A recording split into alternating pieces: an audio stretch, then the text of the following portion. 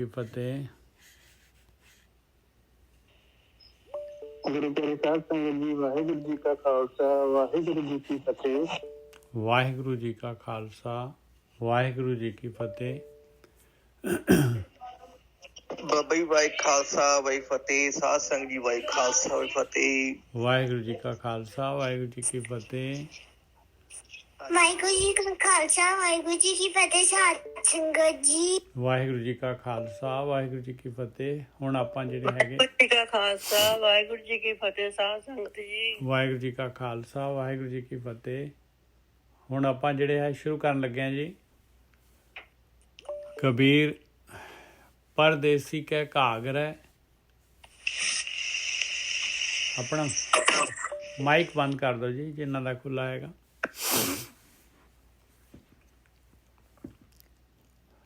ਕਬੀਰ ਪਰਦੇਸੀ ਕੇ ਘਾਗਰੇ। ਅਸੀਂ ਜਿਹੜਾ ਹੈਗਾ 48ਵੇਂ ਤੋਂ ਸ਼ੁਰੂ ਕਰਨਾ ਹੈ। ਅਸੀਂ 47ਵਾਂ ਲੈ ਰਹੇ ਹਾਂ ਪਹਿਲਾਂ, ਕਿਉਂਕਿ ਉਹਦੇ ਨਾਲ ਜਿਹੜਾ ਹੈਗਾ ਲਿੰਕਡ ਹੈਗਾ ਉਹ। ਕਬੀਰ ਪਰਦੇਸੀ ਕੇ ਘਾਗਰੇ 34 ਲਾਗੀ ਆਗ। ਇਹ ਘੱਗਰਾ ਜਿਹੜਾ ਆਪਾਂ ਨੂੰ ਮਿਲਿਆ ਹੋਇਆ ਆ, ਆਪਾਂ ਹੈਗੇ ਆ ਪਰਦੇਸੀ, ਔਰ ਇੱਥੇ ਜਿਹੜਾ ਹੈਗੇ ਆਪਾਂ ਪਰਦੇਸ ਦੇ ਵਿੱਚ ਆਏ ਹੋਏ ਆ। ਆਹ ਦੇਸ਼ ਆਪਣਾ ਨਹੀਂ ਹੈਗਾ। ਇੱਥੇ ਆਪਣਾ ਸਰੀਰ ਹੈਗਾ। ਜਦ ਤੱਕ ਆਪਾਂ ਇੱਥੇ ਰਹਿ ਸਕਦੇ, ਜਦ ਤੱਕ ਇਹ ਘੱਗਰਾ ਹੈਗਾ ਆਪਣੇ ਕੋਲ, ਤਦ ਤੱਕ ਆਪਾਂ ਇੱਥੇ ਰਹਿ ਸਕਦੇ ਹਾਂ। ਜਦ ਤੱਕ ਇਹ ਖਿੰਥਾ ਹੈਗੀ, ਗੋਦੜੀ ਹੈਗੀ ਆਪਣੀ ਆਤਮਾ ਨੂੰ ਓੜੀ ਹੋਈ, ਤਦ ਤੱਕ ਆਪਾਂ ਇੱਥੇ ਦੁਨੀਆ ਦੇ ਵਿੱਚ ਰਹਿ ਸਕਦੇ ਹਾਂ। ਔਰ ਇੱਥੋਂ ਜਿਹੜਾ ਹੈਗੇ ਆ, ਇਹ ਚਾਰੋਂ ਪਾਸੇ ਇੱਥੇ ਆਏ ਆ। ਲੱਭ ਲੋਭ ਇਹਦੀ ਜਿਹੜੀ ਹੈ ਸਾਰਾ ਜਿਹੜਾ ਦੁਨੀਆ ਦੇ ਵਿੱਚ ਚੋਗਾ ਖਲਾਰਾ ਪਿਆ ਹੋਇਆ, ਇਹ ਅੱਗ ਲੱਗੀ ਹੋਈ ਆ। ਇਸ ਅੱਗ ਦੇ ਵਿੱਚ ਆਪਾਂ ਨੇ ਬਚ ਕੇ ਰਹਿਣਾ ਆ।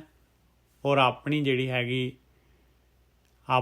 ਹੈਗੀ ਜਿਸ ਕੰਮ ਦੇ ਵਾਸਤੇ ਆਏ ਆ, ਜੋ ਇਹ ਯਾਤਰਾ ਜਿਹਦੇ ਵਾਸਤੇ ਆਪਾਂ ਨੇ ਮਾਲਕ ਨੇ ਭੇਜਿਆ ਹੈਗਾ, ਉਹ ਕੰਮ ਆਪਾਂ ਨੇ ਕਰਨਾ ਹੈਗਾ। ਅੱਗ ਦੇ ਵਿੱਚੋਂ ਆਪਾਂ ਨੇ ਲੰਘ ਕੇ ਜਾਣਾ ਹੈ। ਕਬੀਰ ਪਰਦੇਸੀ ਕੇ ਘਾਗਰੇ 34 ਲਾਗੀ ਆਗ। ਇਹ ਘਾਗਰੇ ਨੂੰ ਅੱਗ ਕਿਵੇਂ ਕਾਹਦੀ ਲੱਗੀ ਹੋਈ ਹੈ? ਸਰੀਰ ਨੂੰ ਤ੍ਰਿਸ਼ਨਾ ਦੀ ਅੱਗ ਲੱਗੀ ਹੋਈ ਹੈ। ਇਹ ਗਿਆਨ ਇੰਦਰੀਆਂ, ਕਰਮ ਇੰਦਰੀਆਂ ਜਿਹੜੀਆਂ ਹੈਗੀਆਂ, ਇਹ ਖਚਤ ਹੋਈਆਂ ਪਈਆਂ ਹੈ। ਇਹ ਵਿਸ਼ੇ ਵਿਕਾਰਾਂ ਦੇ ਵਿੱਚ, ਇਹ ਸਵਾਦਾਂ ਦੇ ਵਿੱਚ, ਇਹ ਜੋ ਵੀ ਜਿਹੜਾ ਹੈਗਾ ਪਦਾਰਥਾਂ ਦੇ ਵਿੱਚ, ਭੋਗ ਵਿਲਾਸ ਦੇ ਵਿੱਚ ਖਚਤ ਹੋਈਆਂ ਪਈਆਂ ਹੈ। ਆਹੀ ਇਹਨੂੰ ਅੱਗ ਲੱਗੀ ਹੋਈ ਹੈ। ਖਿੰਥਾ ਜਲ ਕੋਇਲਾ ਪਈ, ਤਾਗੇ ਆਂਚ ਨਾ ਲਾਗ। ਇਹਦੇ ਵਿੱਚ ਜਿਹੜੇ ਹੈਗੇ ਆ, ਇਹ ਅੱਗ ਦੇ ਵਿੱਚ ਆਪਾਂ ਆਪਣੀ ਜਿਹੜੀ ਖਿੰਥਾ, ਇਹਨੇ ਸੜ ਜਾਣਾ ਹੈ ਭਾਈ, ਇਹਨੇ ਸੜ ਜਾਣਾ ਆ। ਔਰ ਇਹਦੇ ਜਿਹੜੇ ਹੈਗੇ ਆ ਸੰਸਕਾਰ ਅੱਗੇ ਗਾਹਾਂ ਚਲੇ ਜਾਣੇ ਆ। ਜੇ ਆਪਾਂ ਨੇ ਇਸ ਅੱਗ ਤੋਂ ਜਿਹੜਾ ਗੁਰੂ ਹੈਗੇ, ਗਾਈਡ ਹੈਗੇ, ਬ੍ਰਹਮ ਗਿਆਨੀ ਹੈਗੇ, ਉਹਨਾਂ ਦੇ ਹਿਸਾਬ ਦੇ ਨਾਲ ਆਪਾਂ ਨੇ ਜੀਵਨ ਗੁਜ਼ਾਰਿਆ, ਅਤੇ ਇਸ ਅੱਗ ਤੋਂ ਆਪਾਂ ਬਚ ਸਕਦੇ ਹਾਂ। ਔਰ ਆਪਾਂ ਜਿਹੜੇ ਹੈਗੇ ਆ ਤਾਗੇ ਆਂਚ ਨਾ ਲਾਗ। ਔਰ ਆਪਣਾ ਤਾਗਾ ਜਿਹੜਾ ਹੈਗਾ, ਆਤਮਾ ਜਿਹੜੀ ਹੈਗੀ ਆ, ਮਨ ਜਿਹੜਾ ਹੈਗਾ, ਉਹ ਬਚ ਜਾਏਗਾ ਭਾਈ।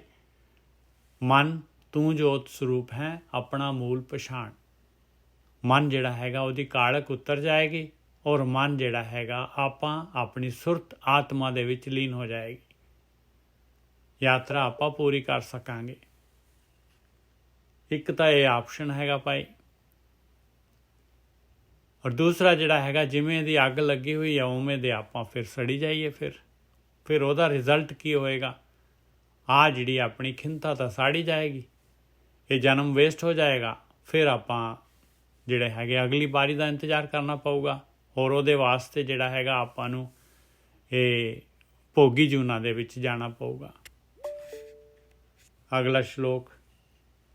ਕਬੀਰ ਖਿੰਥਾ ਜਲ ਕੋਇਲਾ ਪਈ, ਖਾਪਰ ਫੂਟ ਮਫੂਟ। ਕਹਿੰਦੇ ਖਿੰਥਾ ਸਰੀਰ ਜਿਹੜਾ ਹੈਗਾ ਸੜ ਗਿਆ, ਜਲ ਕੇ ਕੋਲਾ ਹੋ ਗਿਆ। ਔਰ ਖਾਪਰ ਜਿਹੜਾ ਸੀਗਾ, ਮੰਗਣ ਵਾਲਾ ਜਿਹੜਾ ਸੀਗਾ, ਇਸ 'ਤੇ ਮੰਗਣਾ ਸੀ ਸਰੀਰ ਤੋਂ ਆਪਾਂ ਨੇ, ਉਹ ਫੁੱਟ ਗਿਆ ਭਾਈ, ਬਿਲਕੁਲ ਫੁੱਟ ਗਿਆ। ਹੁਣ ਆਪਣਾ ਚਾਂਸ ਖਤਮ ਹੋ ਗਿਆ। ਜੋਗੀ ਬੱਪੜਾ ਖੇਲਿਓ। ਮਨ ਜਿਹੜਾ ਜੋਗੀ ਸੀਗਾ ਉਹਨੇ ਕੀ ਕੀਤਾ, ਮਾਇਆ ਦੀ ਖੇਡ ਖੇਡੀ। ਭੋਗ ਵਿਲਾਸ ਇਹਨਾਂ ਦੇ ਵਿੱਚ, ਇਹ ਸਵਾਦਾਂ ਦੇ ਵਿੱਚ, ਇਹ ਤ੍ਰਿਸ਼ਨਾ ਦੀ ਅੱਗ ਦੇ ਵਿੱਚ ਸੜਦਾ ਰਹਿ ਗਿਆ। ਉਹਨੇ ਆਹ ਖੇਲ ਜਿਹੜਾ ਧਾਤ ਵਾਲਾ ਖੇਲ ਜਿਹੜਾ ਹੈਗਾ ਇਹਨੂੰ ਪਸੰਦ ਕੀਤਾ। ਜੋਗੀ ਬੋਪੜਾ ਖੇਲਿਓ। ਵਿਚਾਰੇ ਨੇ, ਵਿਚਾਰੇ ਜੋਗੀ ਨੇ, ਵਿਚਾਰੇ ਨੇ। ਆਸਨ ਰਹੀ ਬਬੂਤ। ਤੇ ਮਿਲਿਆ ਕੀ ਉਹਨੂੰ? ਆਸਨ ਤੇ ਕੀ ਮਿਲਿਆ ਉਹਨੂੰ? ਉਹਦੇ ਕੋਲ ਕੀ ਮਿਲਿਆ ਭਾਈ? ਆਸਨ ਜਿਹੜੇ ਆਸਨ ਤੇ ਜੋਗੀ ਸੀਗਾ, ਇਹ ਆਤਮਾ ਆਈ ਸੀਗੀ, ਕੀ ਪੱਲੇ ਲੈ ਕੇ ਗਈ ਆ? ਉੱਥੇ ਕੀ ਰਿਹਾ? ਕਹਿੰਦੇ ਵਿਭੂਤੀ ਮਿਲ ਗਈ, ਸੁਆਹ ਮਿਲ ਗਈ ਭਾਈ, ਕੱਖ ਵੀ ਨਹੀਂ ਮਿਲਿਆ। ਜੀਵਨ ਅਜਾਈ ਗੁਜ਼ਾਰ ਦਿੱਤਾ। ਕਬੀਰ ਖਿੰਥਾ ਜਲ ਕੋਇਲਾ ਭਈ, ਖਾਪਰ ਫੂਟ ਮਫੂਟ। ਜੋਗੀ ਬੱਪੜਾ ਖੇਲਿਓ, ਆਸ ਨੇ ਰਹੀ ਵਿਭੂਤ। ਮਿਲਿਆ ਕੁਛ ਵੀ ਨਹੀਂ। ਦੋ ਆਪਸ਼ਨ ਹੈ, ਦੋਨੋਂ ਦੇ ਦੋਨੋਂ। ਦੁਨੀਆ ਇਸ ਤਰੀਕੇ ਨਾਲ ਦੋ ਆਪਸ਼ਨ ਦੇ ਵਿੱਚ ਚੱਲਦੀ ਹੈ। ਮਹਾਰਾਜ ਆਪਾਂ ਨੂੰ ਦੋਨੋਂ ਰਸਤੇ ਕਬੀਰ ਜੀ ਨੇ ਦੱਸ ਦਿੱਤੇ। ਆਪਣੀ ਮਰਜ਼ੀ ਹੈਗੀ ਭਾਈ ਕਿ ਆਪਾਂ ਅੱਗ ਤੋਂ ਬਚ ਜਾਈਏ ਔਰ ਉਹ ਕੰਮ ਕਰ ਲਈਏ ਜੋ ਆਪਾਂ ਜਿਸ ਵਾਸਤੇ ਆਏ ਹਾਂ। ਨੌ ਨਿਧ ਅੰਮ੍ਰਿਤ ਪ੍ਰਭ ਕਾ ਨਾਮ, ਦੇਹੀ ਮੈਂ ਇਸਕਾ ਵਿਸਰਾਮ। ਮਾਲਕ ਦੇ ਮਿਲਾਪ ਦੇ ਵਾਸਤੇ ਆਏ ਹਾਂ। ਇਹ ਮਨ ਜਿਹੜਾ ਹੈਗਾ ਇਹਨੂੰ ਸੋਧਣ ਵਾਸਤੇ ਆਏ ਹਾਂ। ਇਹਦੇ ਸੰਸਕਾਰ ਮਿਟਾਉਣ ਵਾਸਤੇ ਆਏ ਹਾਂ। ਇੱਕ ਤਾਂ ਉਹ ਆਪਸ਼ਨ ਹੈਗਾ, ਦੂਸਰਾ ਜਿਹੜਾ ਹੈਗਾ ਜਿਹੜਾ ਮਾਇਆ ਦੇ ਵਿੱਚ ਆ, ਸਰੀਰ ਨੂੰ ਵੇਸਟ ਕਰ ਲਈਏ, ਬਾਰੀ ਨੂੰ, ਚਾਂਸ ਨੂੰ ਗਵਾ ਦਈਏ। ਇਹ ਆਪਣੇ ਉੱਤੇ ਡਿਪੈਂਡ ਕਰਦਾ ਹੈ ਜੀ। ਹਾਂਜੀ ਸੁਖਵਿੰਦਰ ਜੀ।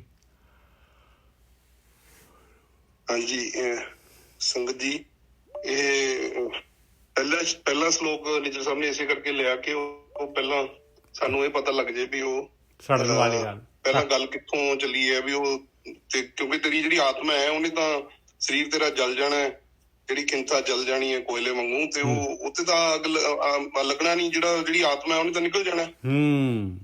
ਤੇ ਦੂਜੇ ਸ਼ਬਦ ਚ ਨਾਲ ਹੀ ਫਿਰ ਉਹ ਕਹਿੰਦੇ ਵੀ ਉਹ ਜਦੋਂ ਸਾਰਾ ਕੁਝ ਜਲ ਗਿਆ, ਸੁਆਹ ਹੋ ਗਿਆ, ਤੇ ਫਿਰ ਮਨ ਦਾ ਕੀ ਬਣੂਗਾ? ਤੀਜੀ ਚੀਜ਼ ਰਹਿ ਗਈ ਨਾ ਇੱਕ, ਉਹ ਮਨ ਦੀ ਗੱਲ ਕਰ ਰਿਹਾ। ਕਹਿੰਦੇ ਉਹ ਵਿਚਾਰਾ ਉਹ ਖੇਲਦਾ ਰਿਹਾ ਤੇ ਉਹ ਅਖੀਰ ਨੂੰ ਉਹਨੇ ਵੀ ਸੁਆਹ ਹੋ ਜਾਣਾ। ਉਹਨੇ ਸੁਆਹ ਮਲ ਕੇ ਚਲੇ ਜਾਣਾ, ਹੋਰ ਐਡ ਕਰ ਲੈਣਾ ਨਾ ਉਹਨੇ, ਕਾਰਨ ਸਰੀਰ ਵਧਾ ਲੈਣਾ। ਬਿਲਕੁਲ ਵਧਾ ਲੈਣਾ ਹੈ। ਮਿਲਿਆ ਕੁਛ ਵੀ ਨਹੀਂ, ਬਸ ਮਿਲਣਾ ਕੁਛ ਵੀ ਨਹੀਂ। ਹਾਂ, ਉਹ ਇਸੇ ਕਰਕੇ ਬਸ ਬਾਰ-ਬਾਰ ਇਹੀ ਜ਼ੋਰ ਦੇ ਰਹੇ, ਸਾਰੀ ਬਾਣੀ ਦਾ ਜ਼ੋਰ ਇਹੀ ਹੈ ਕਿ ਵੀ ਜਪੋ ਤਾਂ ਇੱਕੋ ਨਾਮਾ, ਅਵਰ ਨਿਰਾਫਲ ਕਾਮਾ। ਬਸ ਉਹ ਜਿਹਨੂੰ ਅਸੀਂ ਯਾਦ ਕਰਦੇ ਹਾਂ, ਬਸ ਉਹਨੂੰ ਯਾਦ ਕਰੀਏ। ਤੇ ਜਿਹਦੇ ਨਾਲ ਪ੍ਰੇਮ ਦੀ ਖੇਲ ਹੈ, ਕਿਉਂਕਿ ਪ੍ਰੇਮ ਹੀ ਪੌੜੀ ਹੈ, ਤੇ ਉਹ ਚੜੀਏ ਅਸੀਂ, ਤੇ ਉਹ ਮਾਲਕ ਨਾਲ ਮਿਲਾਪ ਹੈ। ਬਸ ਤੈਨੂੰ ਪ੍ਰੇਮ ਕੀ ਉਹ ਤੈਨੂੰ ਹੀ ਪ੍ਰਭ ਪਾਏ। ਬਿਲਕੁਲ ਜਿਹਦੇ ਚ ਸਭ। ਬਹੁਤ ਵਧੀਆ ਜੀ। ਇਹ ਹੁਣ ਜਿਹੜੇ ਹੈਗੇ ਅਗਲਾ ਸ਼ਲੋਕ ਆਇਆ, ਕਬੀਰ ਥੋੜ੍ਹੇ ਜਲ ਮਾਛਲੀ, ਤੀਵਰੇ ਮੇਲਿਓ ਜਾਲ।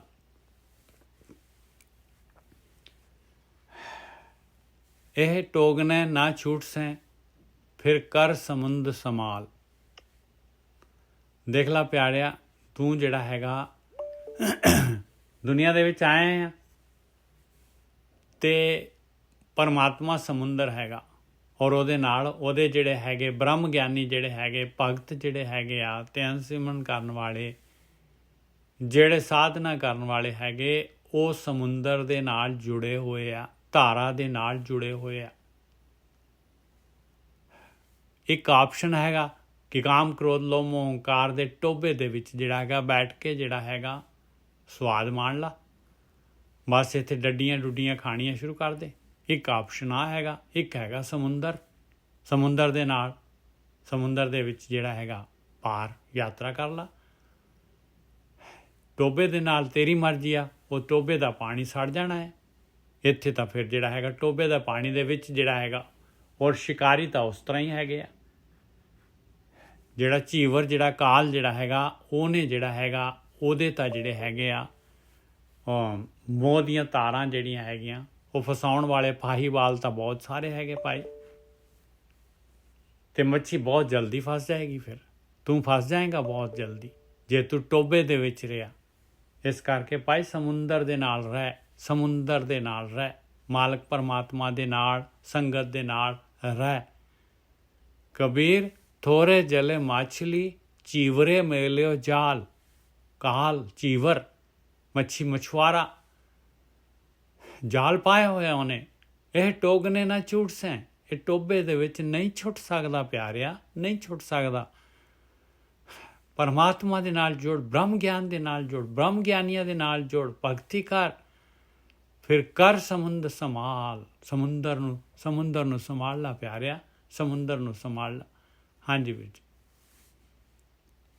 ਹਾਂਜੀ, ਇਹੀ ਸਿੱਖ ਦੇ ਰਹੇ ਸਾਨੂੰ ਇਹਦੇ ਚ ਵੀ ਕਿ ਵੀ ਤੂੰ ਆ ਕਿਹੜੇ ਆ ਛੋਟੇ ਛੋਟੇ ਚੱਕਰਾਂ ਚ ਪਿਆ ਹੈ, ਕਿ ਵੀ ਜਿਹੜੇ ਪੰਜਾਂ ਨੇ ਤੈਨੂੰ ਘੇਰਾ ਪਾ ਰੱਖਿਆ, ਉਹਦੇ ਮੁਤਾਬਕ ਛੋਟੇ ਛੋਟੇ ਕੰਮ ਤੂੰ ਕਰੀ ਜਾਣਾ। ਛੋਟੇ ਟੋਭੇ ਦੇ ਵਿੱਚ ਰਹਿਣ ਦੀ ਬਜਾਏ ਉਸ ਸਮੁੰਦਰ ਦੇ ਵਿੱਚ, ਕਿਉਂਕਿ ਟੋਭੇ ਦੇ ਵਿੱਚ ਉਹਦੀ ਜਿਹੜੀ ਬਾਉਂਡਰੀ ਹੈ ਉਹ ਛੋਟੀ ਹੈ, ਉਹ ਪਾਣੀ ਨੇ ਉਹਦੇ ਵਿੱਚ ਹੀ ਉਹ ਫਸ ਜਾਣੀ ਉਹਨੇ, ਉਹਦੇ ਜਦੋਂ ਜਾਲ ਪਾਇਆ ਸ਼ਿਕਾਰੀ। ਹਾਂ, ਉਹਦੇ ਵਿੱਚ ਪਾਣੀ ਜਿਹੜਾ ਹੈ ਨਾ ਉਹ ਸੜ ਗਿਆ ਪਾਣੀ, ਉਹ ਤਾਰਾ ਦੇ ਵਿੱਚ ਨਹੀਂ ਹੈ ਨਾ ਪਾਣੀ। ਹਾਂ ਬਿਲਕੁਲ ਬਿਲਕੁਲ। ਉਹ ਜਿਹੜਾ ਤੈਨੂੰ ਕਦੇ ਵੀ ਉਹਨੇ ਜਾਲ, ਮਤਲਬ ਜਦੋਂ ਇਹ ਪੰਜਾਂ ਦਾ ਮਤਲਬ ਇਹ ਕਾਮਨਾਵਾਂ ਦਾ, ਤ੍ਰਿਸ਼ਨਾ ਦਾ ਜਾਲ ਤੇਰੇ ਉੱਤੇ ਪਿਆ ਤੇ ਤੂੰ ਫਸ ਜਾਣਾ ਇਹਦੇ ਚ। ਹਾਂ, ਤੇ ਨਿਕਲਣ ਦੀ ਰਸਤਾ ਕਿੱਥੋਂ ਕੱਢੇਗਾ?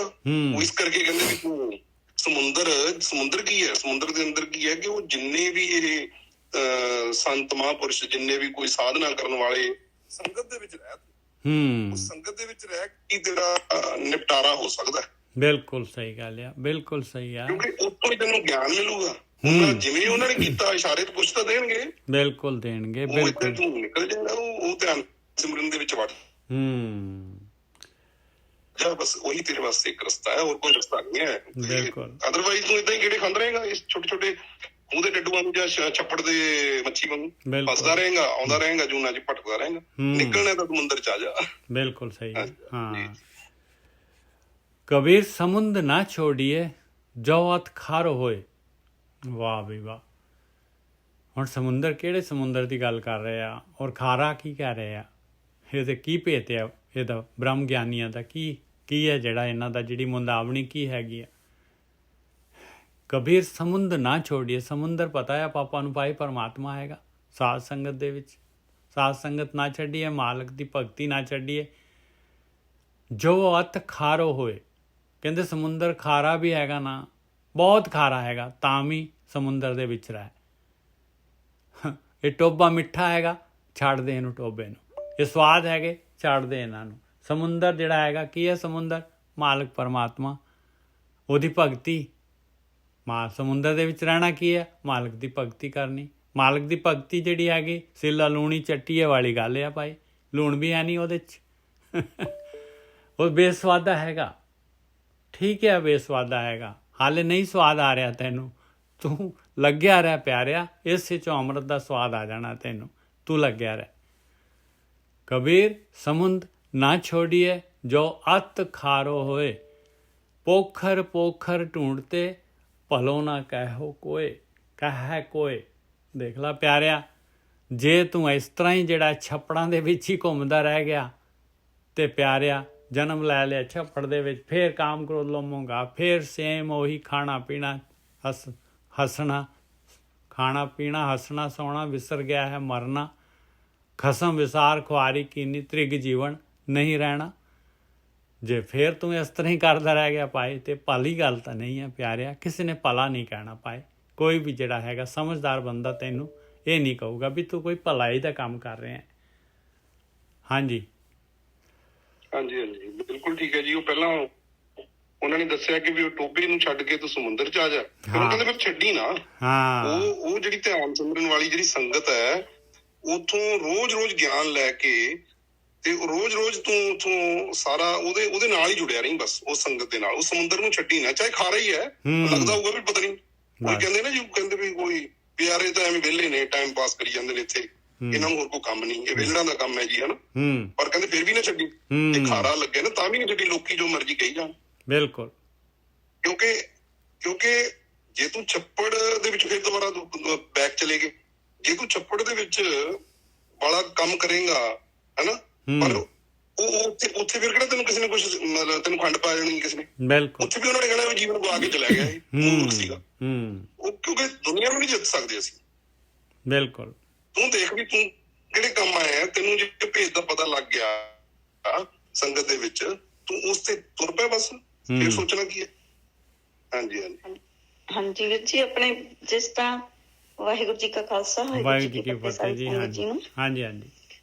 ਅਤੇ ਜਿਵੇਂ ਆਪਾਂ ਹੁਣ ਸਮੁੰਦਰ ਦੇ ਵਿੱਚ ਮੱਛੀ ਹੈਗੀ ਹੈ ਤੇ ਉਹ ਕਹੇ ਵੀ ਮੈਂ ਪਾਣੀ ਨੂੰ ਮਿਲਣਾ, ਉਹੀ ਦਸ਼ਾ ਆਪਣੀਆਂ, ਆਪਾਂ ਵੀ ਹੈ ਬ੍ਰਹਮ ਦੇ ਵਿੱਚ ਹੀ ਆਪਾਂ ਵੀ ਇਹੀ ਤਲਾਸ਼ ਦੇ ਵਿੱਚ ਆ ਵੀ ਆਪਾਂ ਮਿਲਣਾ।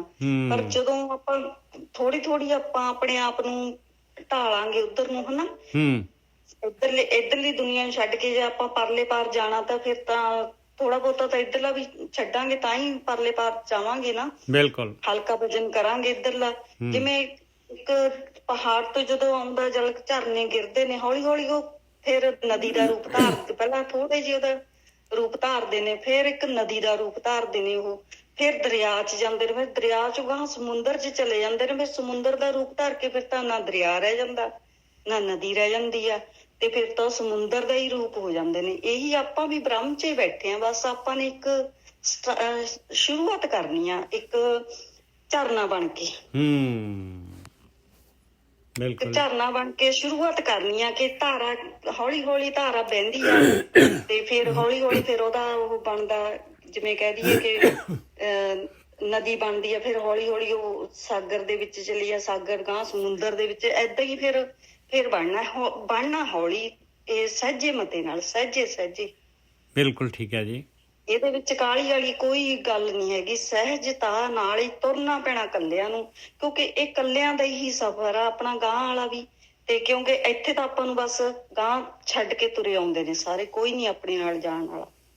ਜਿਹੜਾ ਆਪਣਾ ਗਾਂਹ ਵਾਲਾ ਸਫ਼ਰ ਆਪਣਾ ਕੱਲਿਆਂ ਦਾ, ਆਪਾਂ ਖੁਦ ਹੀ ਜੱਜ ਆ ਉੱਥੇ, ਖੁਦ ਹੀ ਆਪਾਂ ਵਕੀਲ, ਖੁਦ ਹੀ ਆਪਣਾ ਫੈਸਲਾ ਕਰਕੇ ਆਉਂਦੇ ਆ। ਆਪਾਂ ਜਿਹੜਾ ਆਪਾਂ ਦੁਬਾਰਾ ਜਨਮ ਲੈਂਦੇ ਆ ਨਾ, ਆਪਾਂ ਖੁਦ ਹੀ ਫੈਸਲਾ, ਕਿਉਂਕਿ ਆਪਾਂ ਸੱਤ ਹੋ ਜਾਂਦੇ ਆ ਜਦੋਂ ਆਪਾਂ ਇਸ ਦੁਨੀਆ ਦੇ ਵਿੱਚੋਂ ਪਰਲੇ ਪਾਰ ਜਾਂਦੇ ਆ, ਉਦੋਂ ਸੱਤ 'ਚ ਹੋ ਜਾਂਦੇ ਆ ਆਪਾਂ। ਫਿਰ ਉਹ ਆਪਣੀ ਰੀਲ ਜਦੋਂ ਜੰਮਣ ਤੋਂ ਲੈ ਕੇ ਮਰਨ ਤੱਕ ਆਪਣੀ ਪੂਰੀ ਰੀਲ ਚੱਲਦੀ ਆ, ਤੇ ਉਹਦੇ ਵਿੱਚ ਆਪਾਂ ਫਿਰ ਖੁਦ ਹੀ ਫੈਸਲਾ ਕਰਕੇ ਆਉਂਦੇ ਆ, ਖੁਦ ਹੀ ਆਪਾਂ ਕਹਿ ਦਿੰਦੇ ਆ ਲੈ ਐਤਕੀ ਤਾਂ ਅਸੀਂ ਕੋਈ ਇਹੋ ਜਿਹਾ ਕੰਮ ਕੀਤਾ ਨਹੀਂ, ਸਾਨੂੰ ਸਜ਼ਾ ਕਾਹਤੇ ਮਿਲੀ ਹੋਈ ਆ, ਕਿਉਂਕਿ ਉਹ ਅਸੀਂ ਫੈਸਲਾ ਖੁਦ ਕਰਕੇ ਆਏ ਆ, ਖੁਦ ਆਪਣੀਆਂ ਸਾਰੀਆਂ ਜ਼ਿੰਮੇਵਾਰੀਆਂ ਜਿਹੜੀਆਂ ਅਸੀਂ ਵੀ ਹਾਂ ਅਸੀਂ ਦੇਣ ਲੈਣ ਪੂਰਾ ਕਰਕੇ ਆਉਂਦੇ ਆ। ਪਰ ਅਸੀਂ ਫੇਰ ਭੁੱਲ ਜਾਂਦੇ ਇੱਥੇ ਆ ਕੇ, ਆਪਾਂ ਫੇਰ ਉਹੀ ਕੰਮਾਂ 'ਚ ਪਿਛਲੀਆਂ ਰੀਲਾਂ ਫੇਰ ਚੱਲ ਪੈਂਦੀਆਂ ਨੇ ਆਪਣੀਆਂ। ਬਸ ਏਦਾਂ ਕਰਕੇ ਆਪਾਂ ਨੇ ਬਣਾਉਣਾ ਉਹਨੂੰ ਕਿ ਹੈ ਹੀ ਬੈਠੀ ਆਪਾਂ ਸਮੁੰਦਰ 'ਚ, ਆਪਾਂ ਬੈਠੇ ਹੀ ਬ੍ਰਹਮ ਦੇ ਵਿੱਚ। ਸਿਰਫ ਜਿਵੇਂ ਪਿਆਜ ਦਾ ਇੱਕ ਬਰੀਕ ਵਿੱਚ ਪੜਦਾ ਨਾ, ਬਸ ਉਹੀ ਪਰੇ ਹਟ ਗਿਆ ਸਮਝ ਲਓ, ਫਿਰ ਭੇਤ ਖੁੱਲਦਾ ਸਾਰਾ। ਬਿਲਕੁਲ ਜੀ। ਕਬੀਰ ਸਮੁੰਦ ਨਾ ਛੋੜੀਏ ਹੋ ਗਿਆ ਜੀ। ਕਬੀਰ ਨਿਗੁਸਾਏ ਬਹਿ ਗਏ ਥਾਂਗੀ ਨਾਹੀ ਕੋਏ। ਜਿਹੜੇ ਹੁਣ ਜਿਨ੍ਹਾਂ ਦੇ ਸਿਰ ਤੇ ਸਾਈਂ ਨਹੀਂ ਹੈਗਾ, ਜਿਹੜਾ ਬੇੜਾ ਹੈ ਉਹਦੇ 'ਚ ਮੱਲਾ ਹੀ ਨਹੀਂ ਹੈਗਾ, ਥਾਂਗੀ ਕਹਿੰਦੇ ਮੱਲਾ ਹੈ ਨੀਗਾ। ਮੱਲਾ ਦੱਸਦਾ ਹੈ ਭਾਈ ਉਹ ਮਾਲਕ ਪਰਮਾਤਮਾ ਸਾਈਂ ਹੈਗਾ, ਉਹਨੇ ਇਹ ਸਮੁੰਦਰ, ਉਹਨੇ ਬਣਾਇਆ ਸਾਰਾ ਸੰਸਾਰ ਸਮੁੰਦਰ, ਧਾਰ ਗੋਬਿੰਦੇ, ਇਹ ਵਿਸ਼ੇ ਵਿਕਾਰ, ਇਹ ਮੋਹ ਦਾ ਚਿੱਕੜ, ਇਹ ਅੱਗ ਤ੍ਰਿਸ਼ਨਾ ਦੀ, ਇਹ ਸਾਰਾ ਮਾਲਕ ਪਰਮਾਤਮਾ ਦੀ ਖੇਡ ਹੈਗੀ। ਇਹਦੇ ਵਾਸਤੇ ਬੇੜਾ ਤੈਨੂੰ ਜੇ ਬੇੜੇ ਨੂੰ ਜਿਹੜਾ ਸਮੁੰਦਰ ਦੇ ਵਿੱਚ ਤਰਾਉਣਾ ਹੈਗਾ ਤੇ ਪਿਆਰਿਆ ਫਿਰ ਜਿਹੜਾ ਹੈਗਾ ਥਾਂਗੀ ਤਾਂ ਹੋਣਾ ਚਾਹੀਦਾ ਹੈ, ਮਲਾਹ ਤਾਂ ਹੋਣਾ ਚਾਹੀਦਾ ਹੈ। ਮਲਾਹ ਹੈਗਾ ਤੇ ਉਹ ਸਾਈਂ ਮਾਲਕ ਪਰਮਾਤਮਾ ਦੇ ਨਾਲ ਜੋੜ ਦਿੰਦਾ ਹੈ, ਸਾਈਂ ਵਾਲਾ ਹੋ ਜਾਂਦਾ ਇਨਸਾਨ। ਜਿਹੜਾ ਸਾਈਂ ਵਾਲਾ ਹੋ ਗਿਆ, ਜਿਹਦਾ ਮਾਲਕ ਨਾਲ ਜੁੜ ਗਿਆ, ਜਿਹੜਾ ਮਾਲਕ ਲਹਿਰਾਂ ਪੈਦਾ ਕਰ ਰਿਹਾ ਹੈ, ਸਮੁੰਦਰ ਦੇ ਵਿੱਚ ਤੂਫਾਨ ਲਿਆ ਰਿਹਾ ਆ, ਉਸ ਮਾਲਕ ਦੇ ਨਾਲ ਜਿਹੜਾ ਜੁੜ ਗਿਆ ਤੇ ਉਹ ਮਾਲਕ ਜਿਹੜਾ ਹੈਗਾ ਉਹ ਡੁੱਬਣ ਦਊਗਾ ਫਿਰ ਬੇੜੇ ਨੂੰ। ਕਬੀਰ ਨਿਗੋਸਾਏ ਬਹਿ ਗਏ ਥਾਂਗੀ ਨਾਹੀ ਕੋਏ, ਦੀਨ ਗਰੀਬੀ ਆਪਣੀ ਕਰਤੇ ਹੋਏ ਸੋ ਹੋਏ। ਹਾਂ, ਜਿਹੜਾ ਹੈਗਾ ਸਾਈਂ ਵਾਲਾ ਬਣਨਾ ਆ, ਇਸ ਰਸਤੇ ਤੇ ਚੱਲਣਾ ਹੈ ਤੇ ਭਾਈ ਇੱਕ ਦੀਨ ਹੋਣਾ ਪੈਣਾ ਆ। ਇੱਕ ਗਰੀਬ ਹੋਣਾ ਪੈਣਾ ਹੈ, ਗਰੀਬੀ ਬਸ ਇੱਕਦਮ ਨਿਮਰਤਾ ਧਾਰਨ ਕਰਨੀ ਪੈਣੀ ਆਪਾਂ ਨੂੰ। ਬਿਲਕੁਲ ਆਪਣਾ ਜਿਹੜਾ ਹੈਗਾ ਆਪਣੇ ਆਪ ਬਈ ਮੈਂ ਤਾਂ ਕੁਛ ਨਹੀਂ ਜਾਣਦਾ ਮਾਲਕਾ, ਬਸ ਮੈਂ ਆਪਾਂ ਨੂੰ ਇੱਕ ਗੁਰੂ ਗਿਆਨ ਦੇ ਹਵਾਲੇ ਆਪਣੇ ਆਪ ਨੂੰ ਕਰਨਾ ਪੈਣਾ, ਗੁਰੂ ਦੇ ਹਵਾਲੇ, ਮੱਲਾ ਦੇ ਹਵਾਲੇ, ਉਸ ਦੇ ਅਨੁਸਾਰ ਜਿਹੜਾ ਹੈਗਾ ਬੇੜੇ ਨੂੰ ਚਲਾਉਣਾ ਪੈਣਾ। ਦੀਨ ਗਰੀਬੀ ਆਪਣੀ, ਜਿਨ੍ਹਾਂ ਨੇ ਦੀਨ ਗਰੀਬੀ ਨੂੰ ਅਪਣਾ ਲਿਆ, ਕਰਤੇ ਹੋਏ ਸੋ ਹੋਏ, ਫਿਰ ਜਿਹੜਾ ਹੈਗਾ ਮਾਲਕ ਪਰਮਾਤਮਾ ਦੀ ਮਰਜ਼ੀ, ਉਹ ਪਰਮਾਤਮਾ ਦੀ ਮਰਜ਼ੀ ਦੇ ਉੱਤੇ ਫਿਰ ਜਿਹੜਾ ਹੈਗਾ ਜੀਵਨ ਨੂੰ ਧਾਰਾ ਦੇ ਵਿੱਚ ਛੱਡ ਦਿੰਦੇ ਆ ਔਰ ਉਹ ਨਹੀਂ ਡੁੱਬਦੇ ਪਾਏ। ਹਾਂਜੀ ਸੁਖਵਿੰਦਰ ਜੀ। ਹਾਂਜੀ ਠੀਕ ਹੈ ਜੀ, ਬਿਲਕੁਲ। ਉਹ ਇਸੇ ਕਰਕੇ ਦੇਖੋ ਹੁਣ ਸਾਡੇ ਵਾਸਤੇ ਮਲਾਹ ਦਾ ਕੰਮ ਕਰ ਰਹੇ ਨੇ ਕਬੀਰ ਸਾਹਿਬ, ਤੇ ਉਹ ਇਸ ਸਮੁੰਦਰ ਦੇ ਵਿੱਚ ਤਾਂ ਕਿ ਅਸੀਂ ਡੁੱਬ ਨਾ ਜਾਈਏ, ਕਿਉਂਕਿ ਅਸੀਂ ਆ ਤਾਂ ਗਏ ਉਹ ਛੱਪੜ ਚੋਂ ਨਿਕਲ ਕੇ ਤੇ ਉੱਥੇ ਅੱਗੇ ਨੂੰ ਵੱਧ ਤਾਂ ਗਏ ਆ ਸਮੁੰਦਰ ਵੱਲ ਨੂੰ, ਪਰ ਹੁਣ ਉਹ ਸਮੁੰਦਰ ਦੇ ਵਿੱਚ ਮਲਾਹ ਬਿਲਕੁਲ ਠੀਕ ਹੈ। ਉਹ ਜਿੰਨੀ ਦੇਰ ਗਿਆਨ ਨਾ ਹੋਊਗਾ, ਤੁਹਾਨੂੰ ਪਤਾ ਨਾ ਹੋਊਗਾ, ਤੁਹਾਡੇ ਤੋਂ ਅੱਗੇ ਨਾ ਹੋਣ ਜਿਹੜੇ, ਜੋ ਤੁਹਾਨੂੰ ਕੋਈ ਦੱਸਣਗੇ ਨਹੀਂ, ਥੋੜਾ ਬਹੁਤਾ ਇਸ਼ਾਰਾ ਤਾਂ ਚਾਹੀਦਾ ਨਾ। ਉਹਨੂੰ ਚੱਪੂ ਤਾਂ ਉਹਨਾਂ ਨੇ ਮਾਰਨੇ ਥਾਣਿਆਂ ਨੇ, ਜੋ ਮਲਾਹ ਜਿਹੜਾ ਨਾਲ ਬੈਠਾ ਡਾਇਰੈਕਸ਼ਨ ਦੇ ਰਿਹਾ ਜਿਹੜਾ